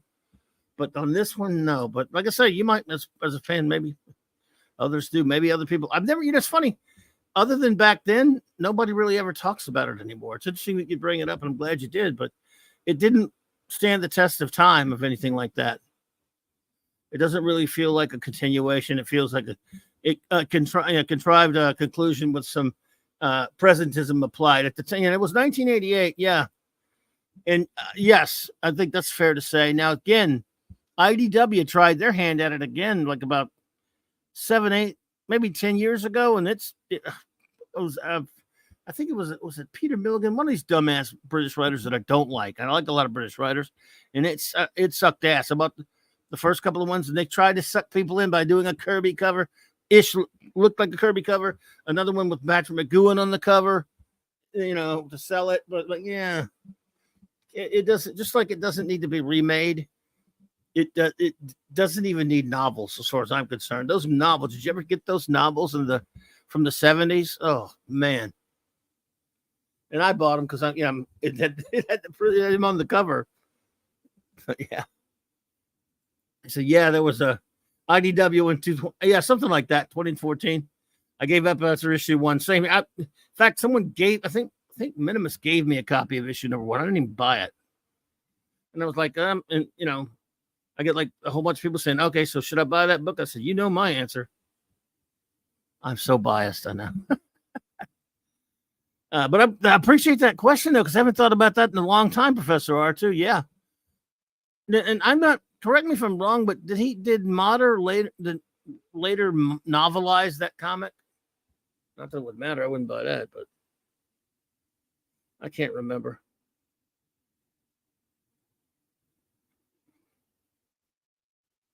Oh, well, anyway.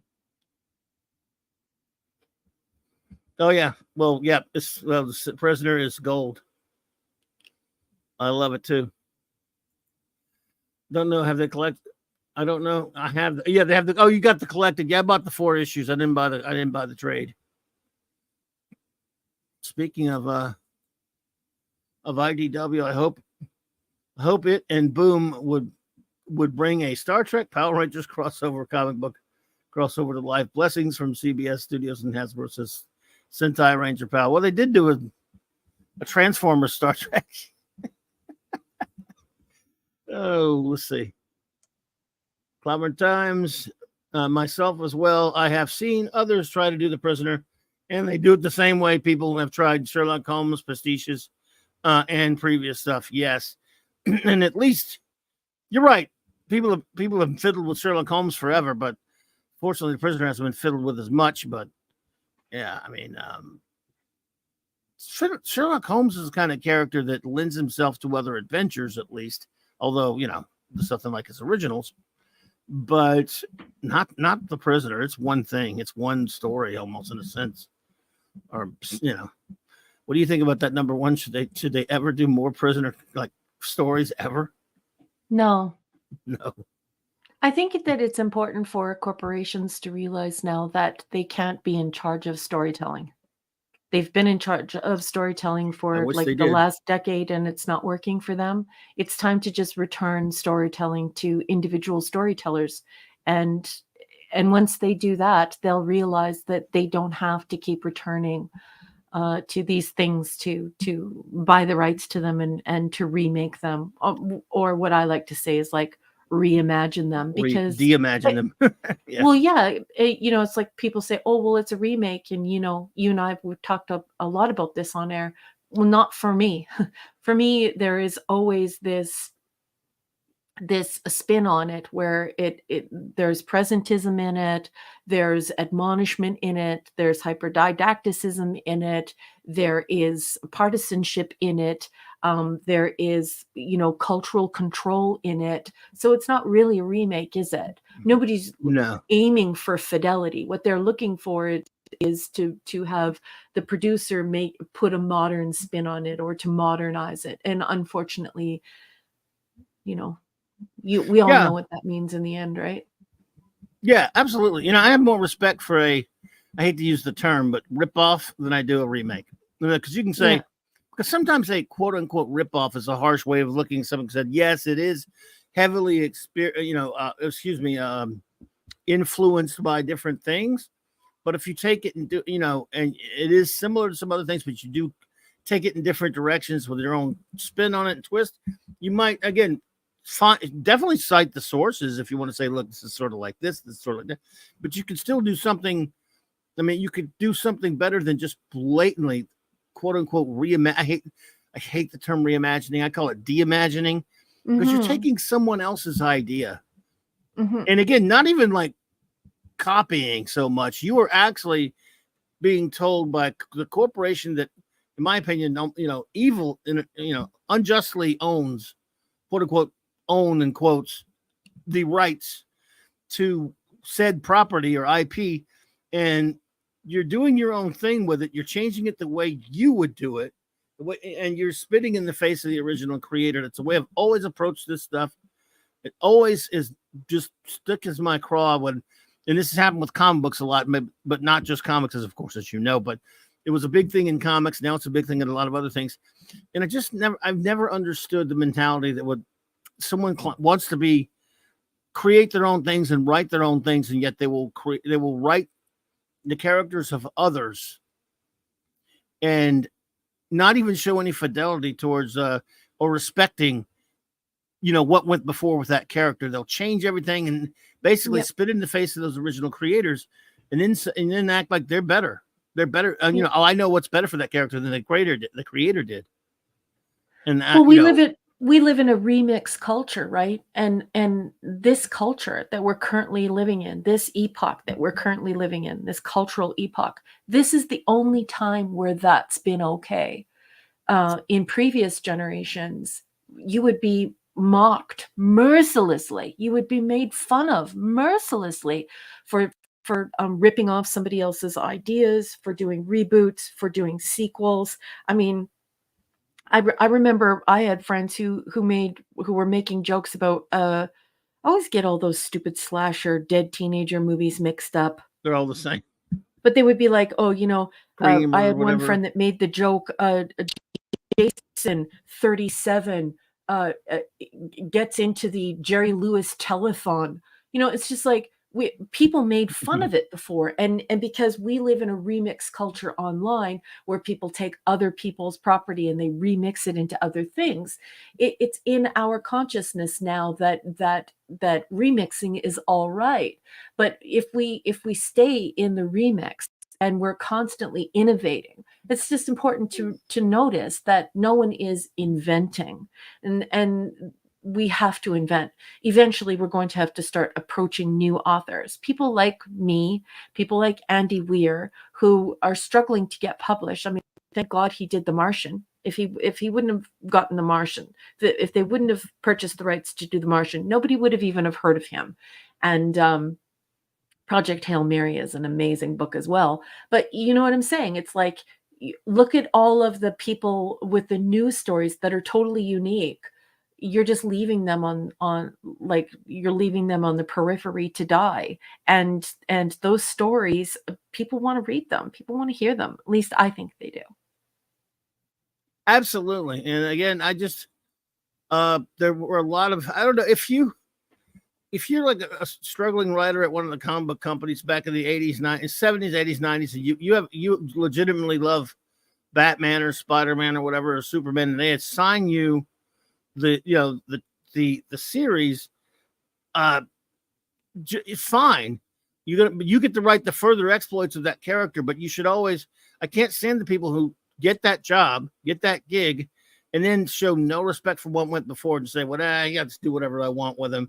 And that's what used to really just set me off the deep. And every time a new quote unquote, as they call them, a new creative team would come on the series, meaning the writer, artist, and even, or what have you. And they would all just do their own thing. And they would just, they would change continuity, literally sometimes retcon continuity, or dump on things that came before them rather than just do your own thing. And if you don't like something that went before, just ignore it and go in your own direction with it is one thing. And it's, and that's why many characters in comics that have been going on for like 30, 40, 50, 60 years or whatever point, and more, of course, now, you go, I like so and so's run back in the 70s on Batman, and then they had a real good one in the 90s, and so forth. Using Batman as an example, there are others. I'm like, because they did their own thing with it, they didn't crap all over, what went before, and they did a nice job with the character. And I can take other, their interpretation of what they did, because they weren't coming out trashing the people who came before them, which is the key. Yeah, yeah, and that's not the first time in history that that's happened with, it's like corporations are taking over where the church used to be very active in that hyperdidacticism, in that over moralizing and believing that they can sculpt, that they can shape culture and change our minds and even tell us how to vote. Well, it's one thing for the church to be doing that, especially if you're devout and you believe in God. But what people don't understand is that it's a much different thing when it's a corporation. It's just it's very scary when it's a corporation, and they never before have corporations behaved as though they could reach into your mind and shape what you think and what you believe in and what you feel. They used to push crap on us, and we would buy it, and we would use that to sort of define our identities and define the things we believe in. But this is a whole next level thing that's happening. And yeah, I thank you so much, because I really wanted to say this. Dave, good night, sweetheart. Good night, Dave. Thank you so much for joining us. Dave! Thank you, Dave, for being here. Good night, buddy. But yeah, Clubby, I just think it's something that I studied very early on in university, this idea that if you look to certain periods in history, in publishing, especially when publishing was extremely limited, you saw different religious organizations using very limited the limited availability of the press and of publishing to forward their ideas, and hiring authors who would write poems and hey John Platt, welcome, and stories, and they would put them in print, but what you were reading was actually, it was almost like a sermon. It was almost like you were attending a sermon. And so once regular people had access to the printing press, and once they had access to publishing, that's when we really got to connect with authors with all sorts of wonderful ideas on a mass scale. And I think that's the best way for this to work. I just don't think it works having corporations in charge. Absolutely not. I'm going to start a couple of comments along these lines to see. Professor R2 said, we were chatting briefly about that's the one you brought earlier about the president. I'm sorry. Well, Larry said, yes, that's true. 7 episodes are approved by Magoo, and he always says they're the only ones that count. I remember Ezra. Hey, Ezra. Oh, Ezra. Oh, good to see you, Ezra. Shalom. Shalom, my friend. Shalom. I remember reading a lot of different interviews with him where he just said, when he would be asked about anything other than the 7, he'd go, he once nonchalantly shrugged and said, yeah, some of them weren't too bad. I was like, yeah, some of my favorite ones are not in the 7. But he's the boss, but I still love him. I mean, yes, but Michael Beacom says, some stories have a beginning, middle, and end. Yes, exactly. And Professor R2 also says, that reboot of The Prisoner was, that was so freaking horrific. I mean, I didn't even bother to try to remake much of the elements of it. I'd love to say hello to Wagner.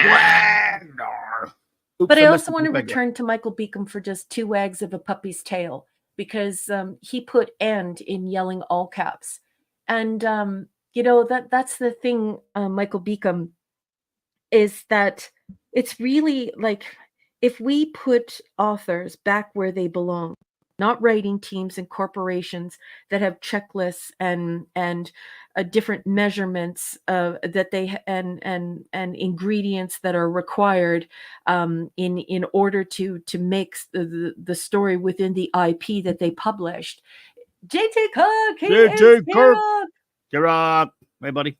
If we just return to an authentic communication betwixt the audience and the single author, it is so restorative. It is such a beautiful communication, because you discuss ideas and things that are happening, and hopefully you're doing that within the confines of the Socratic dialectic. In other words, offering information and allowing the viewer or the reader to make their own decision, their own mind up about the information that has been provided. Then it's like, I feel like the story has come to an end. But what people need to realize is that the higher the quality in the writing, the more you become immersed in the world and you begin to push back the walls of that world and make that world a part of your imagination. And so the story may come to an end on paper, but you should walk away from a quality story thinking about it. You should still be massaging the ideas. You should still be shocked. You should still be upset. You should still be relieved. You should still be energized, engaged, passionate, thinking, and just, you should be enamored with what you've read, and it should have been immersive to the point where you carry it with you. And so in that way, the story doesn't end. And so I just, to me, I just think it's very sad that they've turned stories into IP zombies, where they just resurrect them from the grave and ruin them.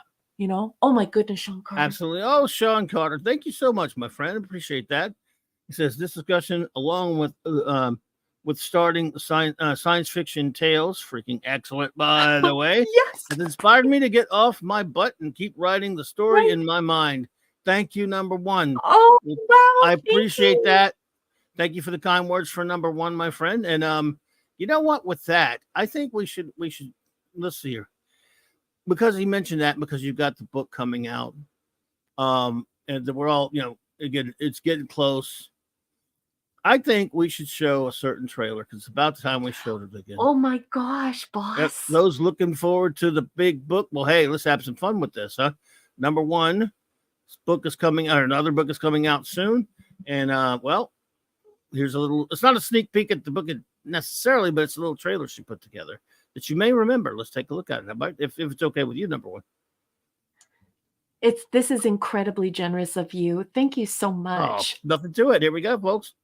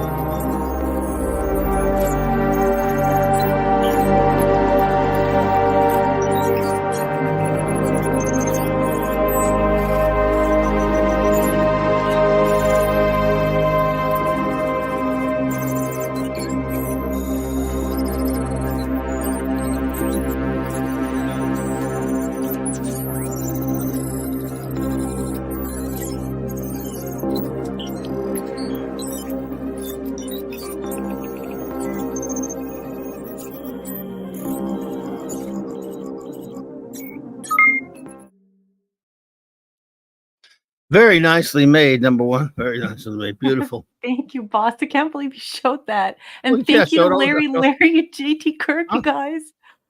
Oh, it's beautiful. It was so well done. I love showing it. Oh, thank you so much. I'm very excited about it. Indeed, we're getting there. We're getting there. Sean Beacom said, I got some things started here for some people. So they looked on IMDb, and it looks like there might be a new Night Stalker. It is in progress. Sorry, guys. Well, I mean, another one, because they've already done one dumb remake that lasted about like all of 6 episodes. So there's another one now? Well, color me surprised. Oh, Michael Beacom, you are such a great friend to me. Michael Beacom, JT Kirk, Larry. Thank you, everyone. I'm so happy that you enjoyed the stories, and thank you so much for endorsing them and telling other people about them. Indeed, thank you. Yeah, Sean, I don't know. It says titled Night Stalker. If there's a new one, well, I'm not shocked by that ho-hum, right? Because they've already tried it once about 20 years ago or whatever it was, and they even made a scene where Kolchak is like Darren McGavin Kolchak standing in the office for a second, but they're like, wait a minute. It wasn't even him, really, of course. It was like some weird CG thing of him from the show. Just idiotic. Professor R2 said the only legit continuation of The Prisoner was the Simpsons episode where Homer sent to the island. Yeah, that was fun. That was funny. Patrick McGowan, yeah. That was funny. Shocked McGowan today. JT Kirk, that's an incredibly kind thing to say. I would love that. I would definitely be open to that if we could just leave the stories the way that they are. I'm not open to changing the stories in any way, but I would be incredibly flattered to be able to do something like that, like Twilight Zone or like Electric Dreams. I thought the Electric Dreams short story series, was that on Amazon, Clubby? I forget. I think that might be. I never saw it, but I think that could be it. Yeah. Yeah, I would. That would be a dream come true for me, and it would enable me to make a little bit of money off my stories. The Amazon royalty scheme, it allows you to have some achievements, but I mean, there's no way to make any money on it, and it's really hard to get the word out and to get your stories to catch fire. And it's pretty bad when you look at somebody like Andy Weir, and when you all started telling me that that I needed to look and go and see that he had a Patreon. I didn't know that. I read Andy Weir's book, The Martian, and I had no idea. And then when people like Larry stepped forward and said, and JT Kirk and others in the crowd just said, look, like, you need to go do this. You need to go get on Patreon. And Andy Weir did it. I was totally blown away. But at the same time, it made me feel sick inside, because it just makes you think of Edgar Allan Poe. It makes you feel like you're reminded of H.P. Lovecraft and Kafka and all of these amazing authors who died penniless. They never made a dime, and no one knew anything about them until they died. And so, there are only so many Andy Weirs and J.K. Rowlings and Philip K. Dicks that are able to get their stuff out there while they're still living. So I'm just grateful for the opportunity to be able to write for people who love the stories, and I wouldn't have been able to do that without you, Clobby. So I just really love you very much, and I just want you to know how grateful I am. And I'm nerdy, and I can also be extra, and thank you for putting up with me. And come on, I just now. love you very much. Back at you. Thanks for putting up with us, all of us geekweeds. You guys are the best. You guys are the absolute best. You rock. Yeah, great Jake group here. Kirk, if they ever came to me and said, can we do, I have 22 stories out there right now. Is it 22 or 21? I think it's 21 or 22 that are public right now. I lose track sometimes. But if they came to me and said, yeah, like, we want to do something like that Electric Dreams short story collection, I would jump at it. But they would have to just do the stories. There could be, and you all know how I feel about this. I'm a lot like Edgar Allan Poe insofar as I don't want anyone using my stories to admonish people or tell people how to vote or anything. You all know how I feel as a post-secondary instructor about the Socratic dialectic and not ever telling anyone what to think. You can present the evidence, but people have to make the decision up. They have to make up their own mind about what they think about different issues. It's not you who can do it. So if anyone out there wants to do that with me, they have to respect that the stories can only be the stories. They can't be, I don't want them to be weaponized. Absolutely. Absolutely. Don't blame you one bit. Where are we at? Oh, let's see. Here. Oh, yes, John Platt. Yes, those are the stories. They're on sale. I have one book that's available called Science Fiction Tales. It's on sale. It's 10 stories on Amazon.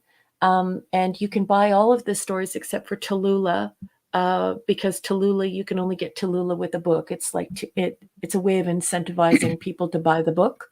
But you can buy all of the stories separately for 99 cents US dollars. And then I have a second book coming out that has been with a beautiful and learned scholar who I trust implicitly, and I just absolutely adore him.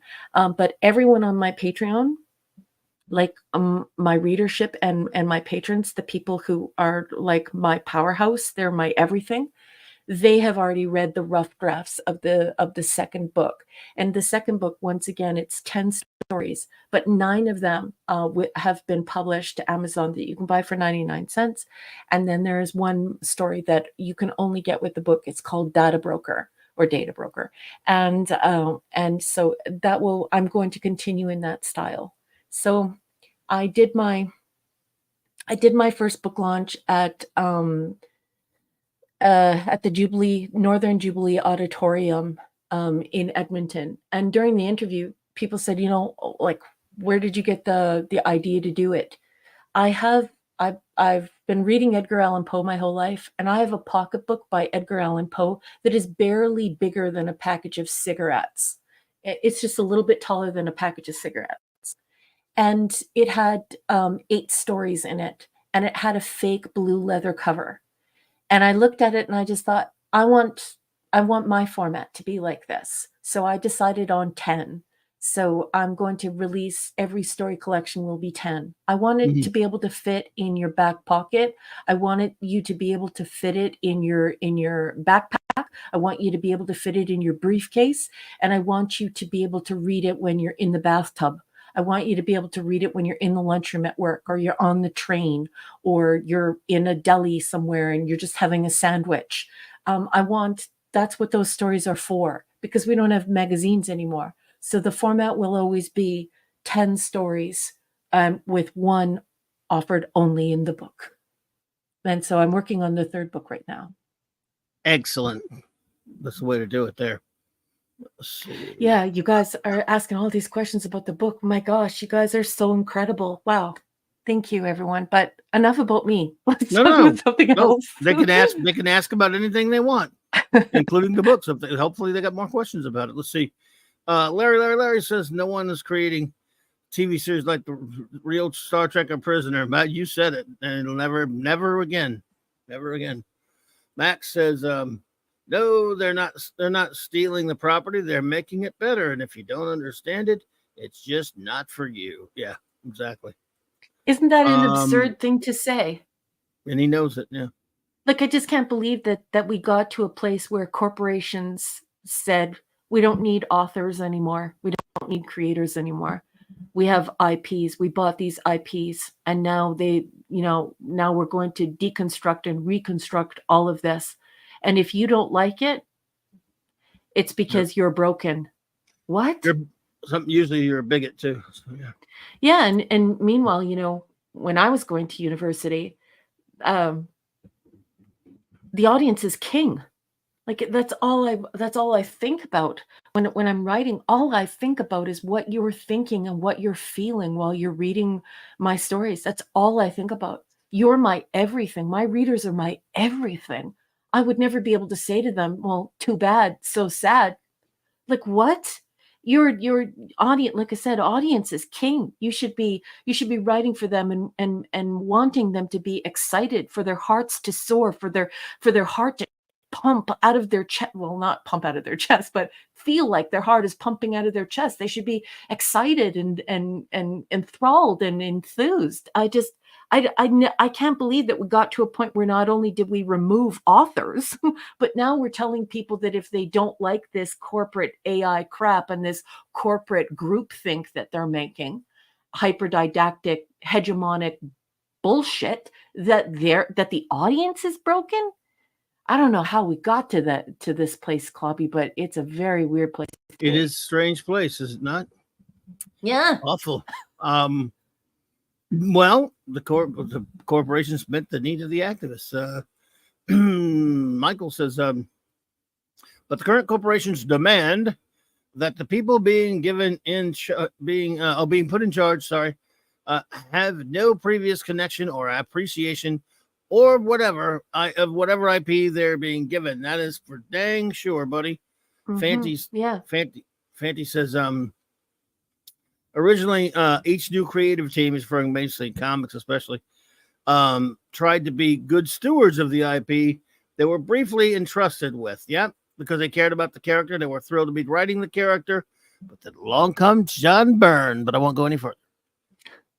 Well, there's another false argument that is circulating that I saw quite a bit of this week too, in this just the way that these corporations are hammering back against viewers and against readers. It's just they want total control, even online when we're speaking about things. The algorithms respond by shuttering us or highlighting us depending upon the things we say, and so they're trying to cash in not only on this attention economy and vanity metrics, because they have all of these things that they're promoting through advertising, but they really want to control the dialogue about this shit that they create, and it truly is shit. Joe Dog, what's up, buddy? Arthur, I don't know if I saw you here earlier, but Joe Dog, good to see you. Says, have you read DC Comics Ghosts? If it's a current DC comic, or unless you're talking about the old Ghost series from the 60s and 70s, I'm not sure what you're referring to. There was an old, and I never picked up the horror comics that much, the horror anthologies. So if you're referring to, oh, hey, Darth, good to see you. If you're referring to Ghosts as in the older title, I never bought it much. But I never bought that much. So the old Ghost series. So okay. No, I never really picked it up much. I didn't buy in that House of Mystery or Haunted Mansions or some of the other those books. I bought Phantom Stranger a little bit though. But I can't say I ever picked that one up that much. And that's what I loved about Joe Dog. He's a very young fella, but he's reading old comics, Bronze Age, Silver Age stuff. So I think that's really cool. Good to see you, Darth. So let's see. Professor R2 says, there's a reason Star Wars now just references early Star Wars. The writers are not creators. They're regurgitators. Boy, howdy and a half. Michael says, R.M. Briggs, you should check out Love, Death, and Robots. Several of your stories I could easily see being adapted. I think you've seen that, right? I'm not sure. I'm actually not sure. Okay, I thought you mentioned it before. It could be something. I might have. I mean, you know me. It's just I read so much that I have to be able to. Right. Mike Fresson said, your order should be dog or work. You should be sending them pizza rolls. Buck you with bourbon. You like pizza rolls? Right. Well, example, Star Trek tomato soup corporate reaction. What do you mean Star Trek isn't tomato soup? It says Star Trek right on the can. Don't you like Star Trek? Yeah. Well, hey, I don't like tomato soup, but it's better than modern filthy Trek. So I remember what I was going to say. Yes. I saw someone get into an argument where somebody put up a new IP. and it had been reimagined or rebooted or remade. It's all the Mhm. same shit. Yeah. And somebody said something about how why do these losers like the original of this? If they saw this today, they would say all these nasty things that they say about the modern stuff. And I would just like to say that that's absolutely not true. That's ridiculous. It's a false argument, and Right. and it proceeds from a false presupposition, insofar as what the public is currently rejecting is an actual formula that deals with diversity, equity, and inclusion. It deals with a corporate ideal for being able to market different IPs to stockholders, and there are definitely people who are powerful enough that they would like these IPs to be inflections of partisanship. So they're trying to use culture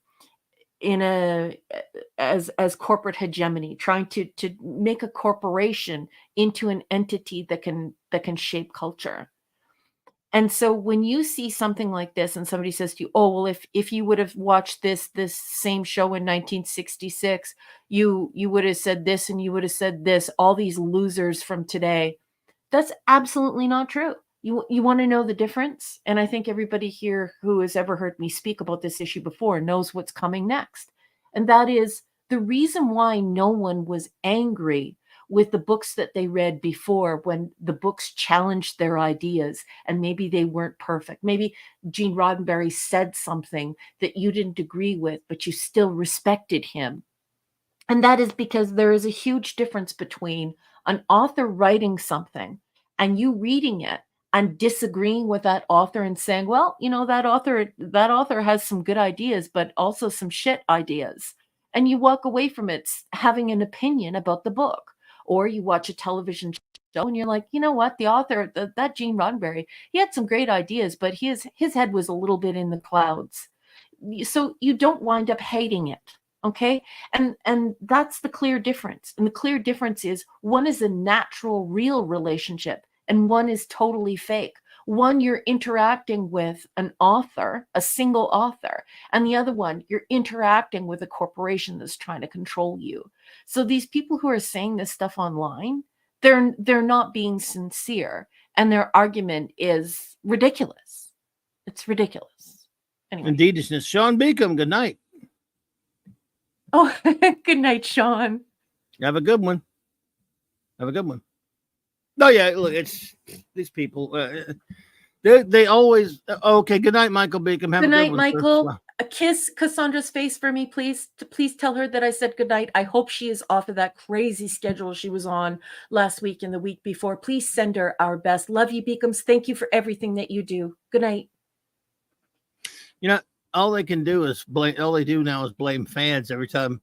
The fans are always to blame for their garbage because, they just they can't take it.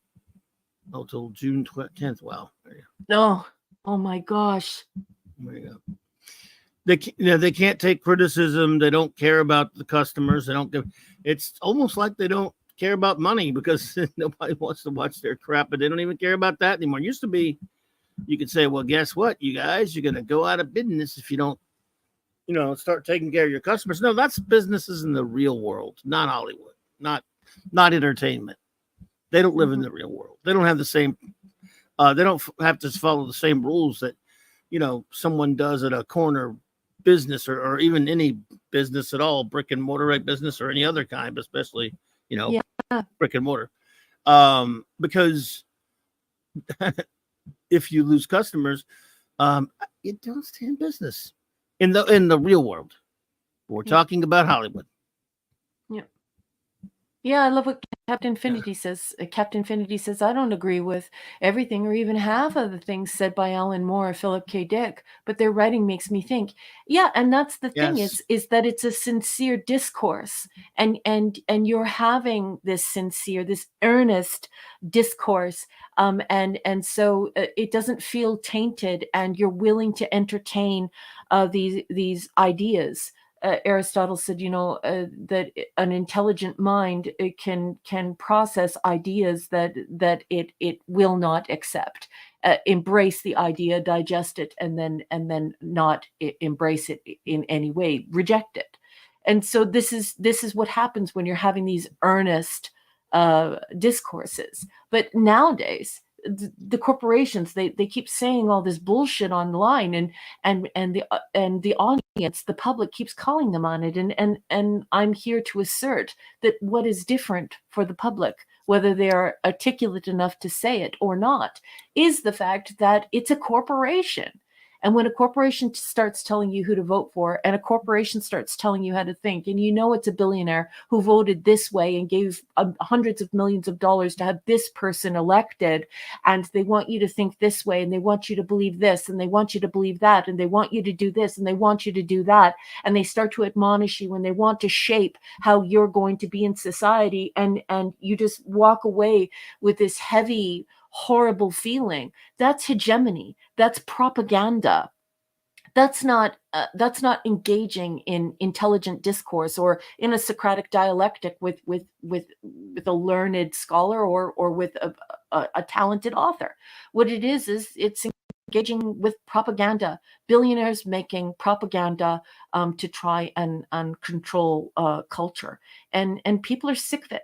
And it's not the same. And every nincompoop who goes on social media to try and conflate those two things, conflate the issues, is just that, a nincompoop. The two things are not related in any way. People will engage with Philip K. Dick whether they like him or not, because it's just Philip K. Dick exploring ideas with you. But when it's a billion-dollar corporation with designs, partisan designs, and societal designs for control, and then the public sits up and says, no, like, look, I don't want to watch this shit. I'm done with it. I don't want to engage with this. This is propaganda. This is hegemony. This is hyperdidacticism. This is control. No. Then all of a sudden they try and make it the same thing. It's not the same thing. Arguing with or engaging with one author is not the same as taking on the bullshit of a multi-billion-dollar corporation. It's not the same as storytelling. It's not the same. Noper.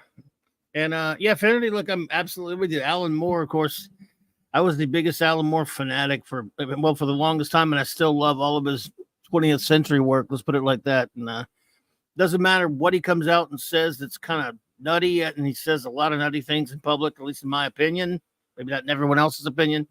And I'll laugh at it, I'll joke about him, but I'll always love some of that great work he did in the 80s and 90s, and in the medium that was above a lot of what he was able to do. So yeah, I mean, he was great, and he makes, like you say, makes me think. There are plenty of authors that I think are full of crap of things they say, but I really love their work, be it comics or whatever, and science fiction, things like that also. So I'm right there with him. Yeah, people have an open mind. They're willing to engage with a single person and accept and reject and make no decision at all on that individual's thoughts and feelings. We're not frightened of the thoughts and feelings of other individuals. At least we never used to be.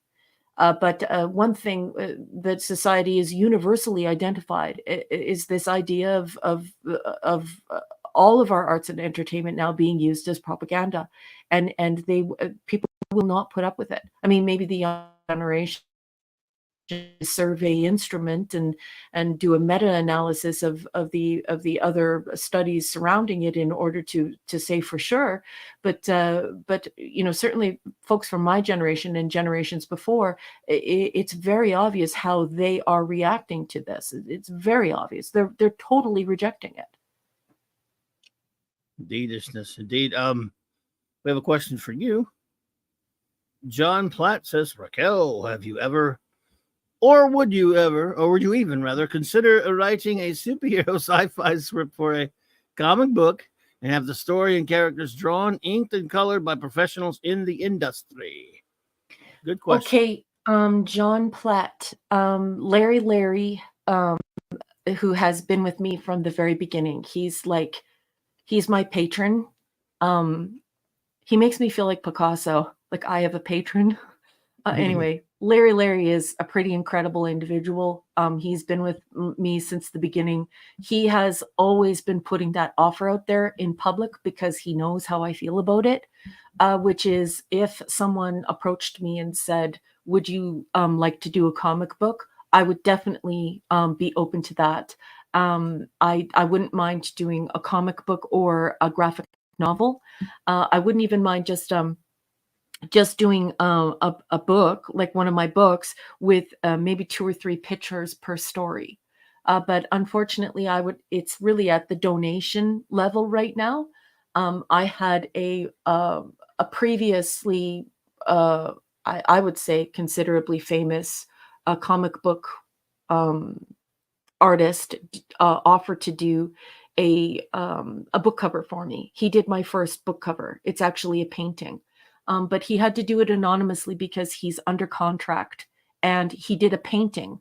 And you can't decipher who he is because it's a painting instead of one of his comic books. And he donated that. The second person showed up to my book launch here at the Northern Jubilee Auditorium in Edmonton. And she loved my book and just heard my stories and said, I want to do your second book cover. And I said, oh my God, yes, please. And so she did the book cover. So for me, I'm really still at the stage where I can climb all the way to the top of the charts at Amazon, and I can be in the top 10. But I'm making pennies on that. And after you pay taxes on it, and after you pay all the fees to have it sent to Canada and stuff like that, you're just not making any money. So to answer your question, if anyone came to me and said, I want to do a graphic novel, I want to do pictures of your book, I want to turn your book into a picture book, or I want to do a comic, my resounding answer would be yes, yes, yes, please, let's do that. I would be so stoked to engage with the geek community in that way. Geeks are amazing. And so I hope Larry keeps putting it out there, and I hope one day someone bites. Larry is a pretty cool dude. So thank you for the question. There you go. Excellent question. Absolutely.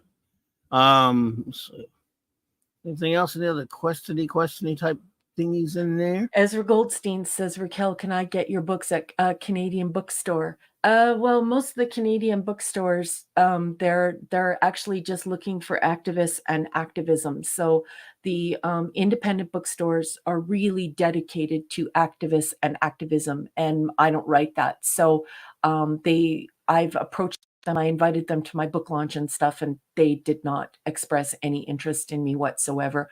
I'm not an activist. I don't write about activism. So I don't get any support there. And the big corporations, they're not interested.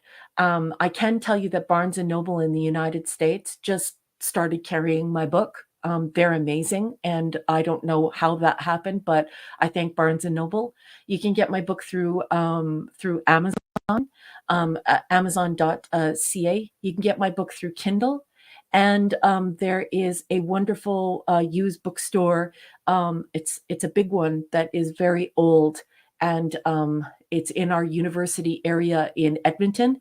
It's called the Wee Book Inn, and they carry my book. And they actually got a hold of me and told me that my book sold out, and that it was flying off the shelves, so I had to restock them. So they're amazing people, and I'm so flattered and honored to be at the Wee Book Inn. So the Wee Book Inn, and other than that, the incredible people at Barnes & Noble. Oh, and there's a couple, Sci-Fire, your one-stop intergalactic bookshop in the UK. They started carrying my book just out of nowhere. Wow. And also another company called bookshop.org. They're in America, I believe, and they're also in the UK, and they just started carrying my book just out of the blue. Wow. So that's basically where you can get my book right now. I'm trying. I'm working very, very hard to try and get as many eyes on it as I possibly can. And thank you for asking that question and even caring. Good night, Max. That's a great question. Now, Barnes and Noble, it's in their stores as well, or just online? I actually don't know because I don't think that you can get I don't think you can ship books from Barnes and Noble to Canada. But I do like I did see it on their shelf, and someone wrote a review on it and said it was like the best science fiction book. You mean on the shelf at an American one, or at a Barnes and Noble? No, online, like on a virtual bookshelf. And the person sent it to me, and I looked at the review, and I'm like, oh my God, look at this review. And so Barnes and Noble, I didn't even know Barnes and Noble was carrying my book, number one, let alone that somebody had left this review online about it. And so I was totally blown away, and I was just like, Americans are the most incredible people. Like, this whole tradition of science fiction in America, in magazines, which magazines don't exist anymore. The entire ecosystem for science fiction in magazines doesn't exist anymore. But it's just Americans never gave up on short stories. They realized that short stories are the engine of science fiction. They're the engine of all celluloid for science fiction. You don't have TV and films until you have these short stories. And so I really love America, and I'm very grateful to America and Americans for supporting my work the way that they have. It's really mind-blowing. Like, it's very, very touching. It's incredibly touching. So you don't have Barnes and Noble up there then? No, we don't have Barnes and Noble. Oh, I thought when you said that, you thought maybe it was only okay. So it's in the stores in America. Then I'll go. Yeah, someone told me about it, and I went and looked it up. And then, like I said, not only did I see my book, but I saw a review of it. And I don't know if it was a man or a woman who left the review, but oh my God, the review was unbelievable. I almost cried reading the review, because the person just poured their heart out saying how much he or she loved the book, and like that they wanted me to write another book. And I was like, who are you? I'm coming. I'm writing another one. Wait for me. Wow. I'm tomorrow when I'm out and running around, doing my Friday running around, I'm going to go to the Barnes and Noble and see what's there. Yeah. And there's a library in the United States that carries my book because of Six. Oh, because Six. Okay. Six bought multiple copies of my book, and then approached her local library and asked the local library to carry my book. Oh, we love Six. Very lovely. Nice. Yeah. Yeah, Ezra, Larry put it in there. It's Science Fiction Tales, and then the second one is coming soon. Wow. Yeah. So goodness. that's about it. So it's that Sci-Fi, your one-stop intergalactic bookshop. Bookshop.org, Bookshop UK, Barnes and Noble, Amazon, Kindle, WeBookIn. Wow. And a library somewhere in the United States. Excellent. Yeah. Well, I will definitely because go of with my the Barnes. American friends. My American friends have been pretty incredible, and my American readers are the greatest people. I will always be so grateful to America for its amazing culture and the way that they've treated me as a science fiction author. Because science fiction, as you know, Clobby, not only is it a teeny tiny genre. I saw one editor claiming that fewer than 10,000 books, science fiction books, were sold worldwide this one year. I'll show you the article. So not only is it a teeny tiny genre and it's not profitable, but no, here are the Americans. The Americans show up, they read, they're brilliant. They write the most amazing reviews. They have such great taste. They're all so smart. It's like, I don't know. America is just beautiful. Well, we love it, but yeah, I mean, we know what they've ruined, but they've ruined science fiction as far as the big stuff like the Hugos. For like 10, 15 years now, they've been ruined by activism. They were destroyed by activists. And as far as science fiction goes, that's been going on for a good while now. Yeah. And Tex and I were following that for years with the way they were just absolutely, they have no credibility anymore, the Hugos. Yeah. And it's sad. Well, you can't even put yourself in for that though. Like there's a committee of people and they decide. Right. I got to back in the 80s at Minimus and some other friends of mine. They had the World Con they used to have that would travel around the world, different places. Yeah. It was down here in New Orleans. It was down in New Orleans. And we attended that. We went to the con we attended the Hugos, and that was a big deal. It was like 1987, 88, somewhere up there, I think. It was a big deal, because back then WorldCon was pretty big, and the Hugos was had a gigantic audience there for it. And we actually kind of were interested in that sort of thing. A couple of my friends were big time hardcore, like science fiction novel readers. I had novels I liked, and we had different categories, and they were all. Watchmen was nominated for a Hugo, so I was wanting to see if it would win it, but they didn't know where to put it. They didn't know what kind of category to give it, so they put it in nonfiction. I was like, yeah, because Watchmen really happened. Steve Ernest, hey there. Hey there, Steve. Because we all know Watchmen is a documentary comic, I guess. So yeah, it was weird, but it won, and they were like, I remember sitting there, and the guy reading off the award, he didn't act like he didn't know what it was. And two doofus, he was like the publisher of Locust magazine, which was a big magazine for science fiction novels, books at the time. And he didn't know what it was. And a couple people sitting in front of us, were like, "What's that?" I said, "Yeah." We were sitting having a laugh, like doofus. But yeah, back then there was I don't know, but now, nah, I mean it's gone to shite. Yes, Ezra Goldstein. My name is R.M. Briggs. That's my author's name. It's a nod. It's an intellectual nod, a literary nod to all of the women in science fiction who came before me.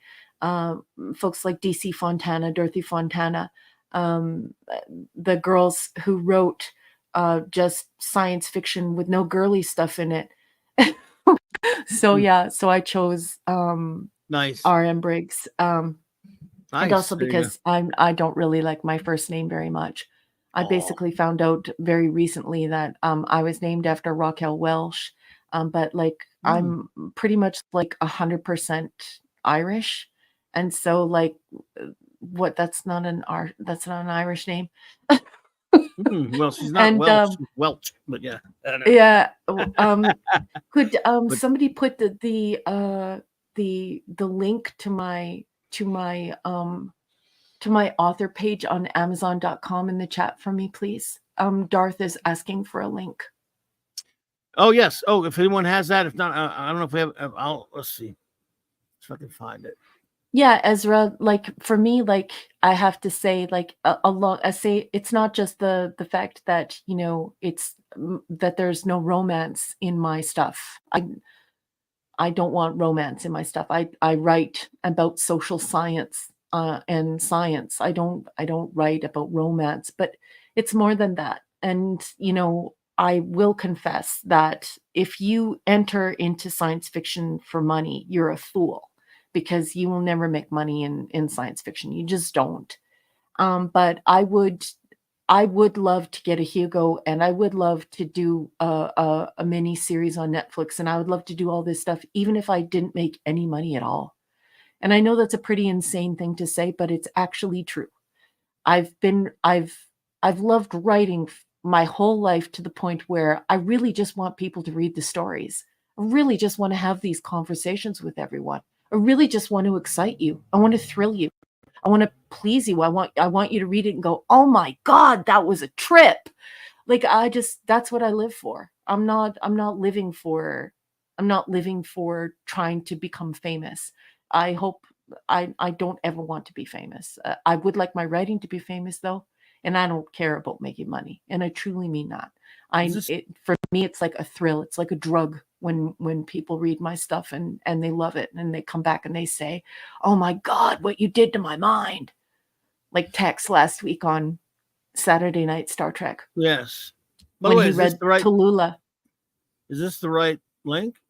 I put it in the chat. It goes to the Amazon link, right? What didn't you mention? Amazon link? Yeah. It's in my description below. So this might be an old one, but it goes to the book, the hardcover or whatever. Yeah. Wicked. Thanks, sweetheart. Is that it? Doris, it's there, sweetie. Is that the correct one? Yeah. Okay. So there it is, folks. Right? I mean, there's the link to it. Yeah. Yeah. There you go. And of course, it's always in my description below, by the way. Thanks, Chloe. No problemo.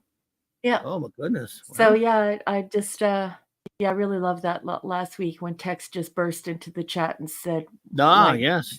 I can't believe the end of that last story. And it made me feel so good because he was carrying that around with him for like a week. So yes, Tallulah was in Tex's head, and the story that is a mind bender, but it was in his head for a week. And that's what I want to do. I want to do that. I want to be known for that. It doesn't matter if you see my face, and it doesn't matter if I make any money at it. I just want to be the person who put that crazy story in your head for a week that you just can't shake, that you keep thinking about. And yeah, that's what I want. It's a cool feeling, and it's a wonderful thing to do. Feels good. Indeed. What is wrong with my refresh this thing, my link here? What is commercials? West, I love you. You're the best. Let's see what It's just so funny though, because when I go back to Ireland and people are like, well, what's your name? And I say Raquel, they look at me like, what the hell? What's wrong with that? What's that? By the way, we love Raquel Welch. My goodness, she's fantastic. Yeah. Well, once again, Americans. I love Americans. Yeah, well, Americans are the best. Americans love you. So yeah, they're pretty amazing people. I love them right back. People are people.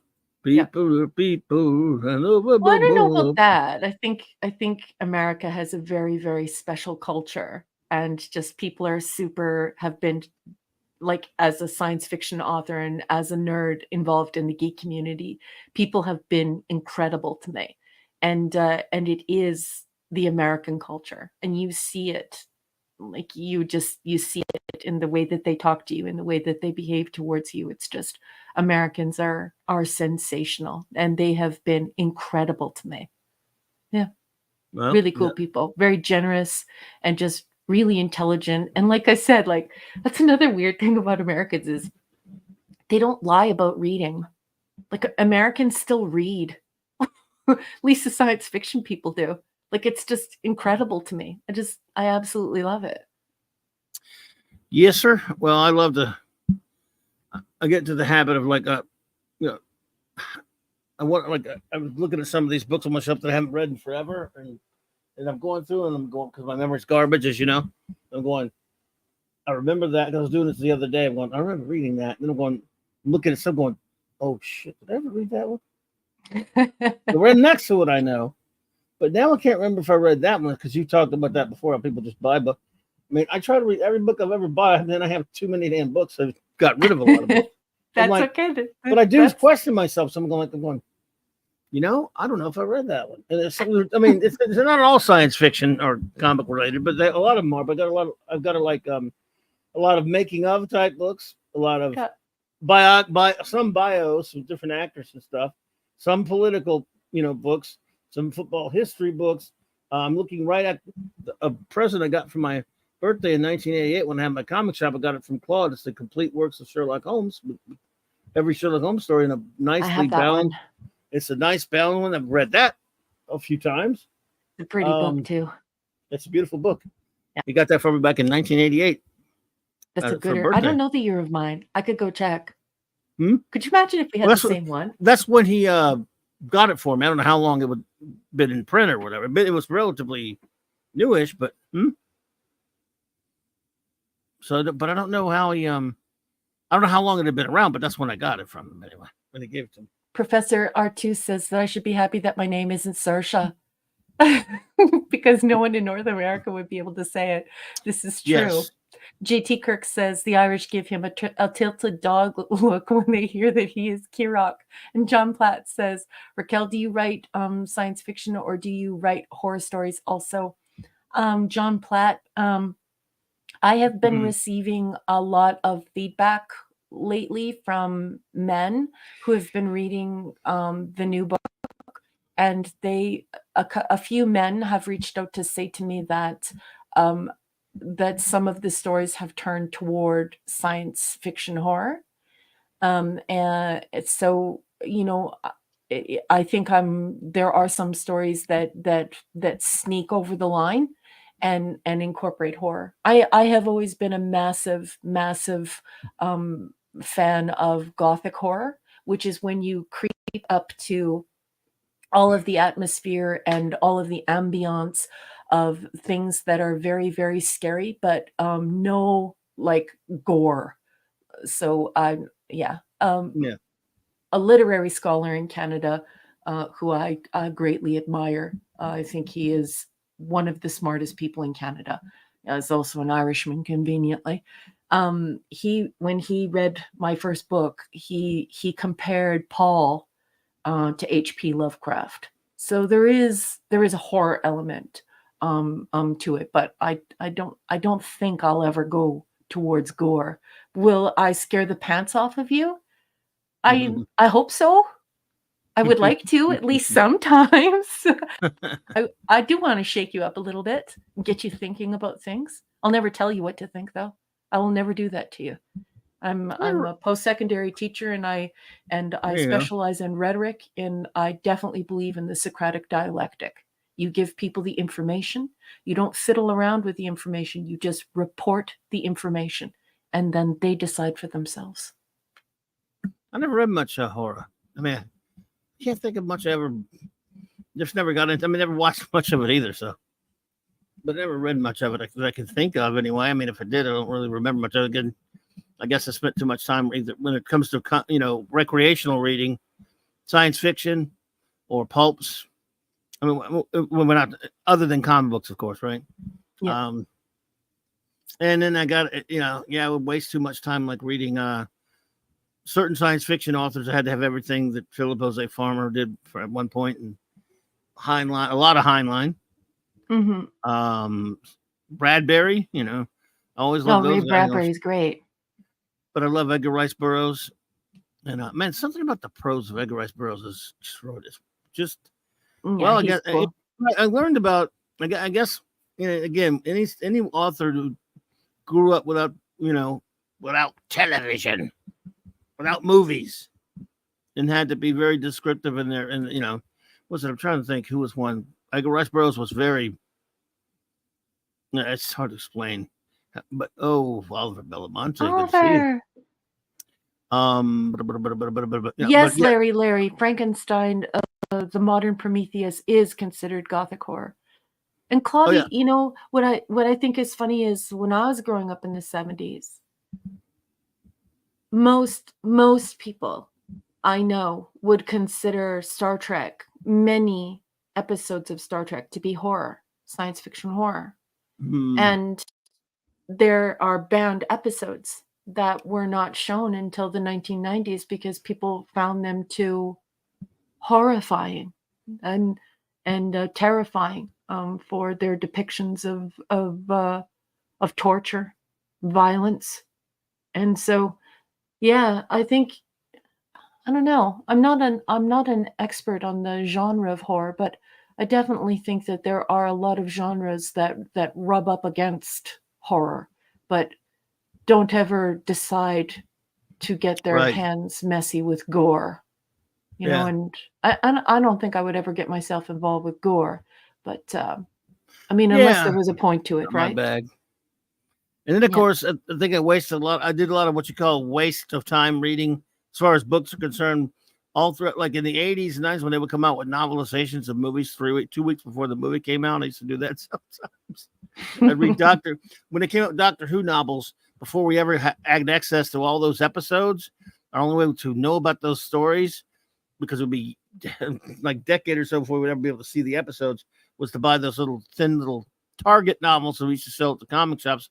There was not novelizations of the Doctor Who episodes, Star Trek novels, of course, Star Wars novels, even some of those.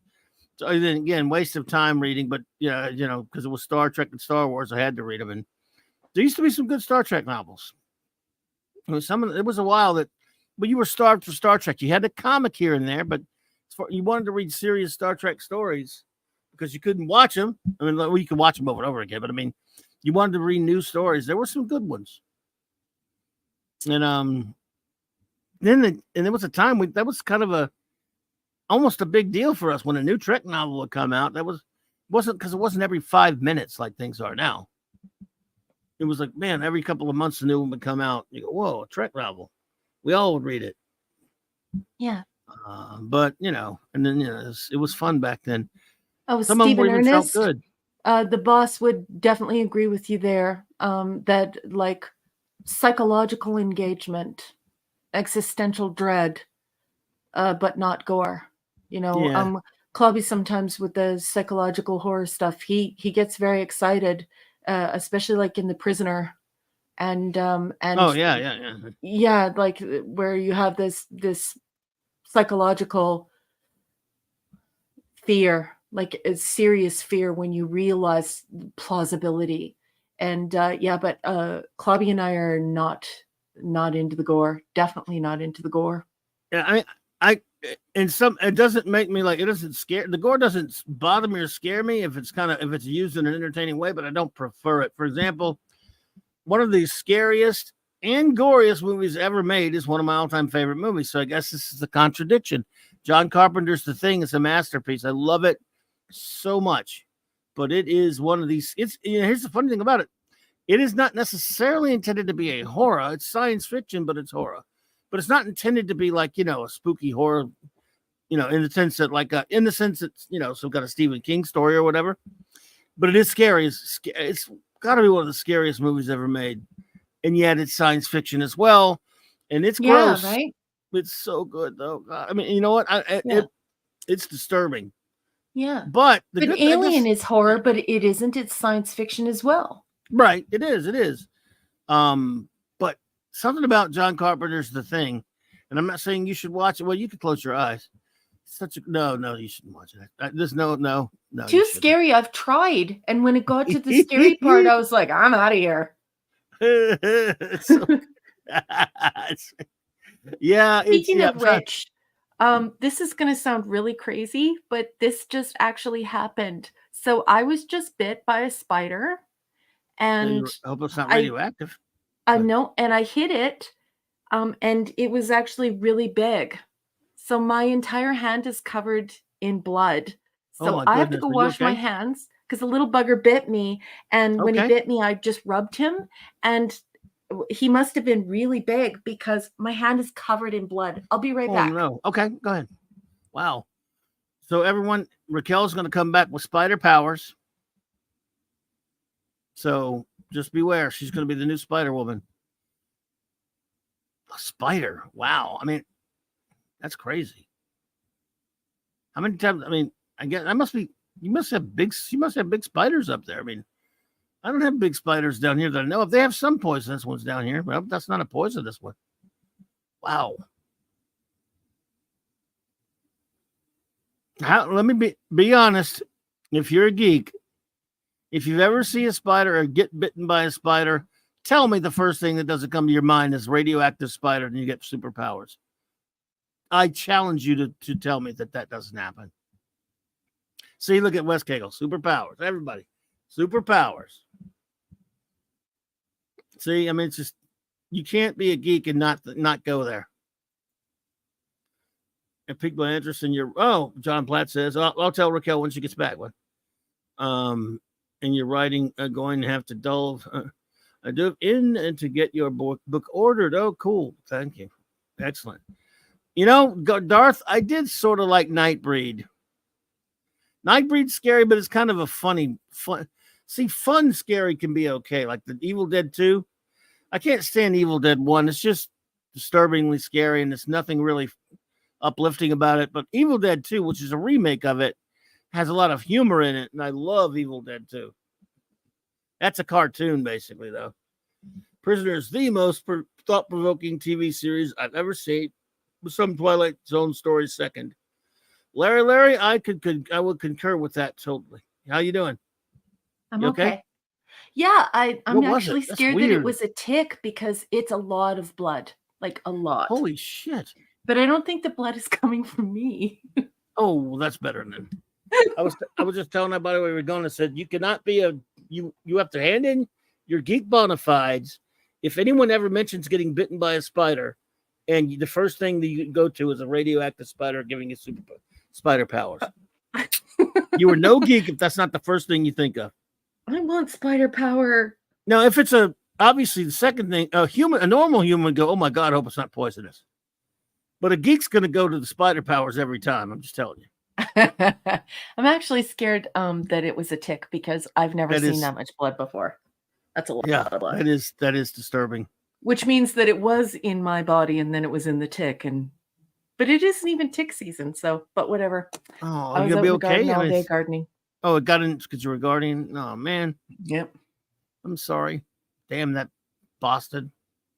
Shit happens. I enjoy gardening. Anyways, it just freaked me out because I'm sitting here talking and I there it is. scratched my leg and I look down and my entire hand is covered in blood. I'm like, what the hell is going on here? I look and yeah. Anyway, weird. Not good. Yeah, anyhow. Moving on. Do you want to start moseying on out of here? Did you want to Yeah. Hey, Stephen Mack. Yeah. Right, Stephen Mack ticks are disgusting. Yes, except for the tick on the one from the comics and the cartoon and the TV shows. Yeah. He's cool. But yeah. I am the tick. I love the tick. Never watched that. I love the cartoon. A lot of people love the TV. Mark swears by both TV shows. He loves them, and they're cool. But I mean, yes, the tick says spoon. That's his that's his battle cry. I am the tick. Gee, I had that when the cartoon came on, but with that voice by Townsend Coleman, which was incredible. Back in the early 90s, I bought my son, who was very young at the time, the big, like 12-inch tick toy, the big plastic one. When you press the button, he would say things from the tick, like "Naughty Spawn, I am the tick," and spoon, and say key, and all this stuff. So naturally, I got it for. I thought it would be cool. Also, he would run around the house aggravating his mother with it, pressing the button over and over again. Yeah, buddy, the tick. Yeah, animated series was greatness. I love it. People like those the live action shows. There were 2 of them, and I hear they're good. I've never got a chance to watch them. But anyway, that's neither here nor there. Survived. Darth says we all survived. We all survived. There's RRT and Zed. What is up, buddy? RRT and Zed. The other side, on the side of the globe, coming from. He says, Chuck Norris can kick you so hard that you bleed someone else's blood.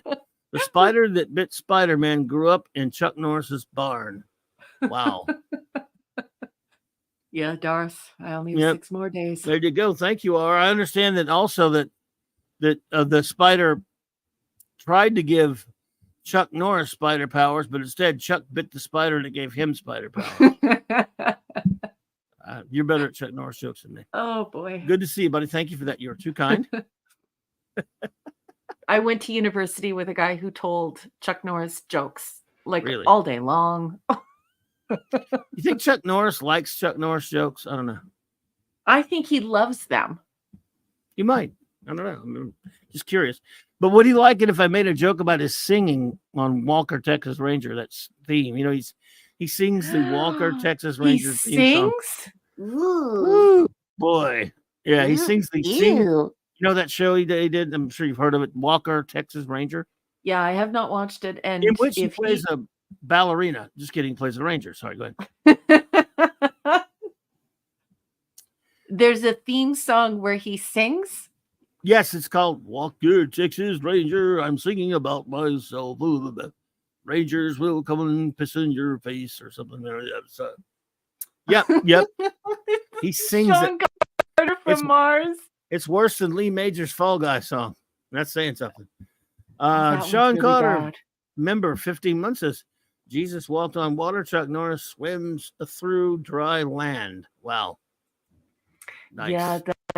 What's the opening line? I never spent much time in school. It is plenty. Yeah. It starts up. It's true. I hire my buddy for pay. Hey. It's You like, know oh that God. song. Lee I have Majors, what are you doing? I have a very filthy version of that song, so I have to watch it when I started out. I mean, a horribly filthy one. It actually starts out, I'm not the kind of kiss and tell, but I've been seen with Farrah. No kidding, you were married to her and divorced her. Yeah. And it's true, I pie her body. I mean, my body help to pay. See, I can't help it. Hey. I've That is gotten a dirty for song. Cheryl Teagues blown up by RAQUEL. Well, gonna wind up in the it's only hey. I watched a couple of episodes of that. Have you ever seen that show? I used to watch it all the time. What do you mean? There was somebody in my family who watched every single one of those episodes, and just look at the songwriting quality there. It's true, I have my body up for pay. Hey. Well, you want a really disturbing, fun fact that will blow your mind? Mm.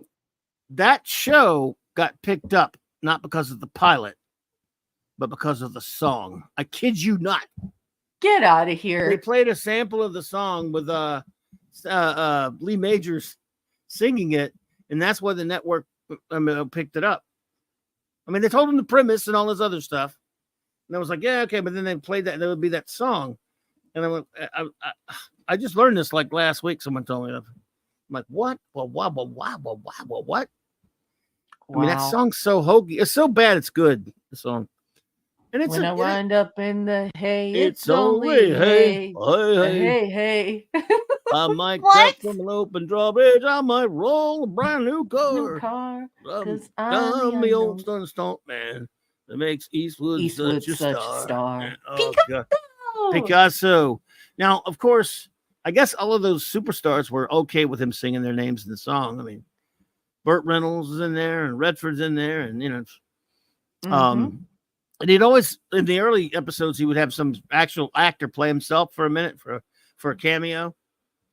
Basic premise of the show. Now, there was a great Burt Reynolds movie a few years before that called Hooper, where he played a stuntman, but he was just a stuntman. In this show, because it's TV, it's Glenn A. Larson crime drama, basically. He's a famous, maybe it was a sought-after stuntman, but between stunt jobs, he doesn't make much money, any money, so he moonlights as a bounty hunter. So that's, so obviously that's, because it can just make a show about a stuntman. That's just his job that he does when he's not out chasing bad guys and stuff. And they got the new movie out there that I have not seen called The Fall Guy. I don't know if any of you have seen that. Anybody here seen that? Yeah, it came out last week. Which what? Oh yeah, didn't you tell me that this was going to happen? And I was like disgusted. Ryan Gosling is in it. Now, a lot of people are liking it and saying it's good. And my buddy J-Man didn't like it. He said it was bad. He hated it. So I don't know. Jay. Well, I love J-Man, yeah. So I'm not taking sides. I haven't watched it, and I'm not going to go out to see it. I'll watch it. Mark saw it. He said it was okay, but he didn't get to see a great copy of it, if you know what I mean. But, Mark. Yeah. Oh, Hooper's your favorite? Burt? Yeah, I love Hooper. Nothing tops Smokey and the Bandit for me, man, but Hooper will be right up there. Fun movie. Oliver Belamonte says, Clobby, which is your favorite Chuck Norris action movie franchise? Well, you say action movie franchise like he did any other kind of movie. I don't think he did any comedies. But yeah, Missing in Action or Delta Force. I can't say I'm all that into either one of them. I think I went to the theater with my father and my brothers to see Missing in Action, the first one. And I don't know if I've seen Delta Force. I'm not the biggest Chuck Norris guy. Please don't tell him to come hurt me or anything. I thought a movie he made that was pretty good was called Code of Silence. That was actually a movie of a little bit more substance than him just running around kicking people in the face. Nothing wrong with running around kicking people in the face. I think everybody should do it. I'm just saying, you know. But it's I'm not the biggest Chuck Norris guy. I mean, he's not my favorite action star. You know, he just Men, they like face kicking movies. Well, I mean, I think every movie should have a face kicking scene. That's all I'm saying. Globby. What Bruce Lee was Norris in? He was in Return of the Dragon, wasn't it? Way of the Dragon. Thank you, Stephen Mack. Stephen Mack. I love you, Stephen Mack. You ever see that movie Dragon, the Bruce Lee story? That was a great movie. Mm-hmm. Totally made up, but it was still great. Yeah. Mm-hmm. But yeah, we like action movies, don't we? Well, men do. Is it I true don't that women, mind. some women like them? Some of them once in a while. I don't mind. It depends. Die Hard's one of the greatest movies ever made. So yeah, that's you've seen Die Hard, right? Yeah. What? What? What kind of yeah is that? It's the greatest thing ever. You know what? By the way, this past Sunday, you know, it was so we got tortured. I was over at my mom and dad's. They have cable. I don't have any cable anymore, so I never flip channels at home anymore. But we're flipping, and they were, you know, I just landed. They were away from the, you know, we were all just sitting down after eating, and I just landed. When you land on there's a rule: if you are flipping a TV and you land on Die Hard, you stop. It was relatively. That's a rule you can't, or you probably, if you don't stop, you'll destroy the universe. So, yes. Land on it. And it was fairly early on, so I'm just sitting there. But I don't really want to. I've seen it a million times, so I didn't need to watch it. They come and sit down, you know, and they're like, "Oh, you want to watch? We'll watch this." And we will. And they like it. They don't, you know. I'm like, no, watch whatever you want. I wasn't even watching anything. I just turned it off for the football game. No. So they kept it on there. Well, it was torture because this was the TV version. They don't cut out any violence, by the way, really, but they cut out the curse words. Oh, well, some of the best thing. They cut out the best thing, the curse words. I mean, some of the most quotable lines have curses in them. In this case, that the film that has the yippee ki mother effer in it? Yes, and they cut it. And in this case, they didn't do. They used to do it sometimes where they would, as they did with the second Die Hard film, have like someone voice over an alternate, you know, line of dialogue. And usually the guy in Die Hard 2 sounded like a 13-year-old kid doing it. With every time a cuss word because he would talk like this and he'd say the case word, but it would be an alternate curse. It wasn't really a curse. But in the first movie, they don't do that. They go around the word. Like they'll just either not bleep it, but you know, silent, or they would just take the line out altogether. And so yippee-ki-yay, you know what is not. It's just yippee-ki-yay. That makes me want to. I mean, it's like, oh, so please it's just stop. yippee-ki-yay, so no satisfaction. No, and it totally didn't the movie come out with this? Is it Samuel L. Jackson? I don't know. He was in the third one.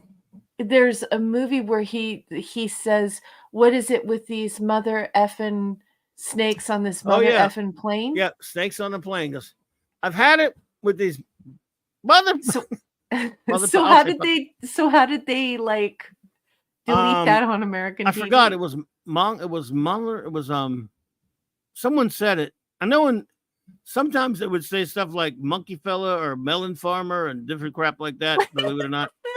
So I saw a movie that said melon, but what was this? I can't remember the one for snakes on a plane, but it's pretty bad. Yeah.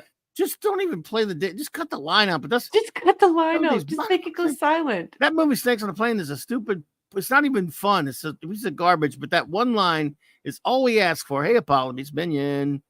And the pepperoni. Bop, bop, bop, bop, bop, bop, bop. Good night, DJ Play Nice. Good night, DJ Play Nice. Thank you so much for joining us. Rock. I'm trying. I got to find it. I forgot what he said. I'm tired of these. It was ridiculous. I mean, it was worse than Melon Farmer or Monkey Fella or any of that crap. Just cut it out altogether if you're going to do that. I mean, just idiots. But yeah, in this day and age, I thought that, you know, on FX, you think they would be able to have all the curse words. Alara Carlson. Good evening, Alara Carlson. He says the Doctor Strange graphic novel Into Shambhala is a beautiful graphic novel. Is that the one by Charles Vess, Alaric, or who did that one? Maybe I'm thinking of a different one. But I know they had a few of them, so I'm not sure which one you're referring to. Anyway, so let's see. Well, we got anything else for anybody, or you want to start moseying on out of here? No, I'm ready. I'm ready to take off. I don't know about you. Yeah, we'll get going. I want to thank everybody for being here with us tonight. Again, my sincerest apologies for not being able to review the Blake 7 episode or the comic. That's but Mark, your fault. We were all stoked for it. Yeah, but you know the thing is that Eric is graduating, and that's such a huge thing. Yeah, that's fine. And Mark really thought he was going to meet all of his deadlines, but he just has too much stuff on his plate. Professor R2, are you serious? That's bad. I've had it with these monkey fighting snakes on this Monday to Friday plane.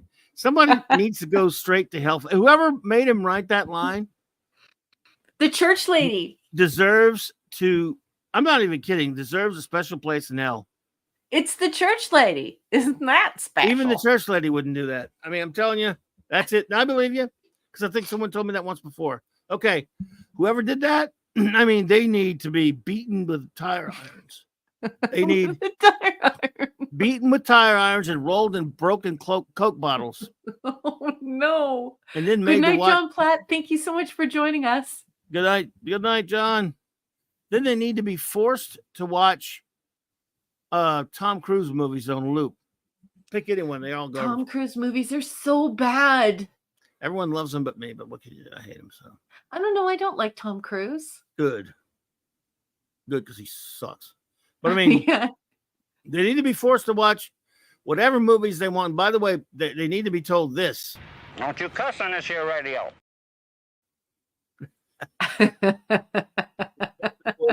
Boy, it's been a very long time since I've watched that movie. What is that, like 45 years ago? 1977. Real Wade Nation Gaming. Goodbye. 1977. Good night, Real Wade Nation. Thank you so much for joining us. Jackie Gleason's brilliant in that movie. He's so funny. Jackie Gleason is hysterical, especially when he plays characters where he loses his mind and he's just angry and ragey. He's funny. Oh, he's funny. And also when he says this. Can it Corey Apple? Boy, can Corey Apple. A apple. Corey A apple. Oh boy. Oh my God. All right, everybody. Number one, the closing words. You guys just talked so much about my writing tonight. I don't have any closing words. I just want to say how grateful I am to all of you for being here tonight and for just hanging out with us and all the wonderful things you said and all the wonderful ideas you gave to us to have marvelous conversations. You guys are the best. I had a wonderful time with you tonight, and it was unexpected for all of us that we would have to pause tonight's show and just sit around and shoot the breeze, and you all just made that so much fun. So thank you for your time. I want to thank my patrons who are supporting my second book. Larry, love you, Larry. Thank you for everything, sweetheart. Tony Stark, Sean Carter, Penny Lane, Shoota, Wagner, Dave, Chris Persia, Scuba and Leslie, Pete, Eric Kane, his trusty, dusty dog, Kirby. And yeah, that's why he named him Kirby. Enigmatic Drop Bear, Michael and Cassandra Beacom, Mark D with his C. Congratulations, Eric. Anti-derivative Jill, Maximum Redstone, JT Cook, he is Kirok, legally. Dabman and the Dabman clan, Lord and Lady Thoth, and of course Lance, Rob Altis, Tyler, Jeff Wyatt, Rod Thunderheart, Mazarus, and West Kegel. If you like science fiction, hop on over to Amazon, science fiction short stories. Thanks for everything, everyone. Thank you for everything. You guys are just so intelligent and kind and funny and just cool to hang out with. Thank you, everyone. Yes, indeed. Yesness. Let's see here. Show notes and shout outs. So we're just going to do some show notes and we're going to get out of here. Let's see. Tomorrow on the Great J-Man's channel, 7 p.m. Eastern Standard Time. We continue our Fantastic Fridays or pick them up. We weren't able to do one last week, but we're back. J-Man, Sean, and myself, we continue our reviews of the Jack Kirby's legendary run on the world's greatest comic magazine, Fantastic Four 101 through 102. But we're reviewing 4 issues each week. It'll be Fantastic Four 17 through 20, I believe, this week. And what else? What's going on? Oh, sorry. We will be. Did I get that right? Okay, yeah, I got it right. And then, so that's, and then, well, we have, I'll be over with Nick Weiser and the gang on 32 Flavors for Nick Weiser's great channel. Friday Night Comic Shop Talk. The great D-Bud Martin joins us, the Comic Shop Talk boys, and myself and Nick, to review Amazing Spider-Man 45 through 48, I believe I'm correct. And let's see. Of course, then this Saturday night Star Trek number 1 and I, bringing you the finest in Star Trek original 66 through 05, 735 reviews, 4 more episodes now of Star Trek Voyager Season 6. And it is 9 p.m. Central, which, of course, same Trek time, same Clubby channel. And so there's that. I want to thank you all for being here with us tonight. Our great wrenches, Eric K., Chris Persia, D. Bud Martin, Lord Thought, J. Man, Max Redstone, Fandy Outside, Larry, Maddie's Daddy, Cal L. Thank you all. And every one of you for being here in the chat tonight with us. Thank you so much for all the super chats and all the great questions and just hanging out with us. Thanks for being here with us tonight. We really do appreciate you. You're fantastic. And we'll be back here next week. I'm sorry we weren't able to do the review of the Blake 7 episode or the Star Trek comic, but next week we'll be back full on with the Clubhouse. We can't wait. We're getting the season finale of season 2 of Blake 7, Star 1. That's a big one. Can't wait. Another Kolchak episode. And then Star Trek Unlimited number 4. That is next week on the Clubhouse. All the usual shows after that, Earth B this Monday on my channel here with J-Man. So, and then of course Monday night Mark C with the comics talk and all that good stuff. So thank you all so much, my dear friends, for being with us. Have a wonderful weekend, and happy Mother's Day to everybody. Happy Mother's Day. Yes. Let's see. What am I looking for? Oh, there we go. Good night, everybody.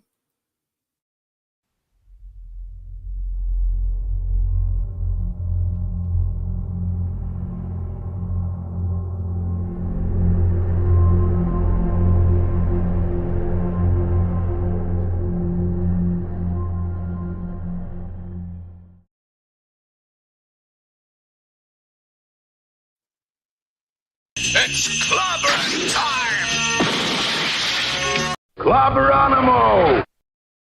Groovy. You have to set an example, leaving in the face of stupidity. Now, everybody that reads comic books knows that Kirby's Silver Surfer is the only true Silver Surfer. I just love clobbering time.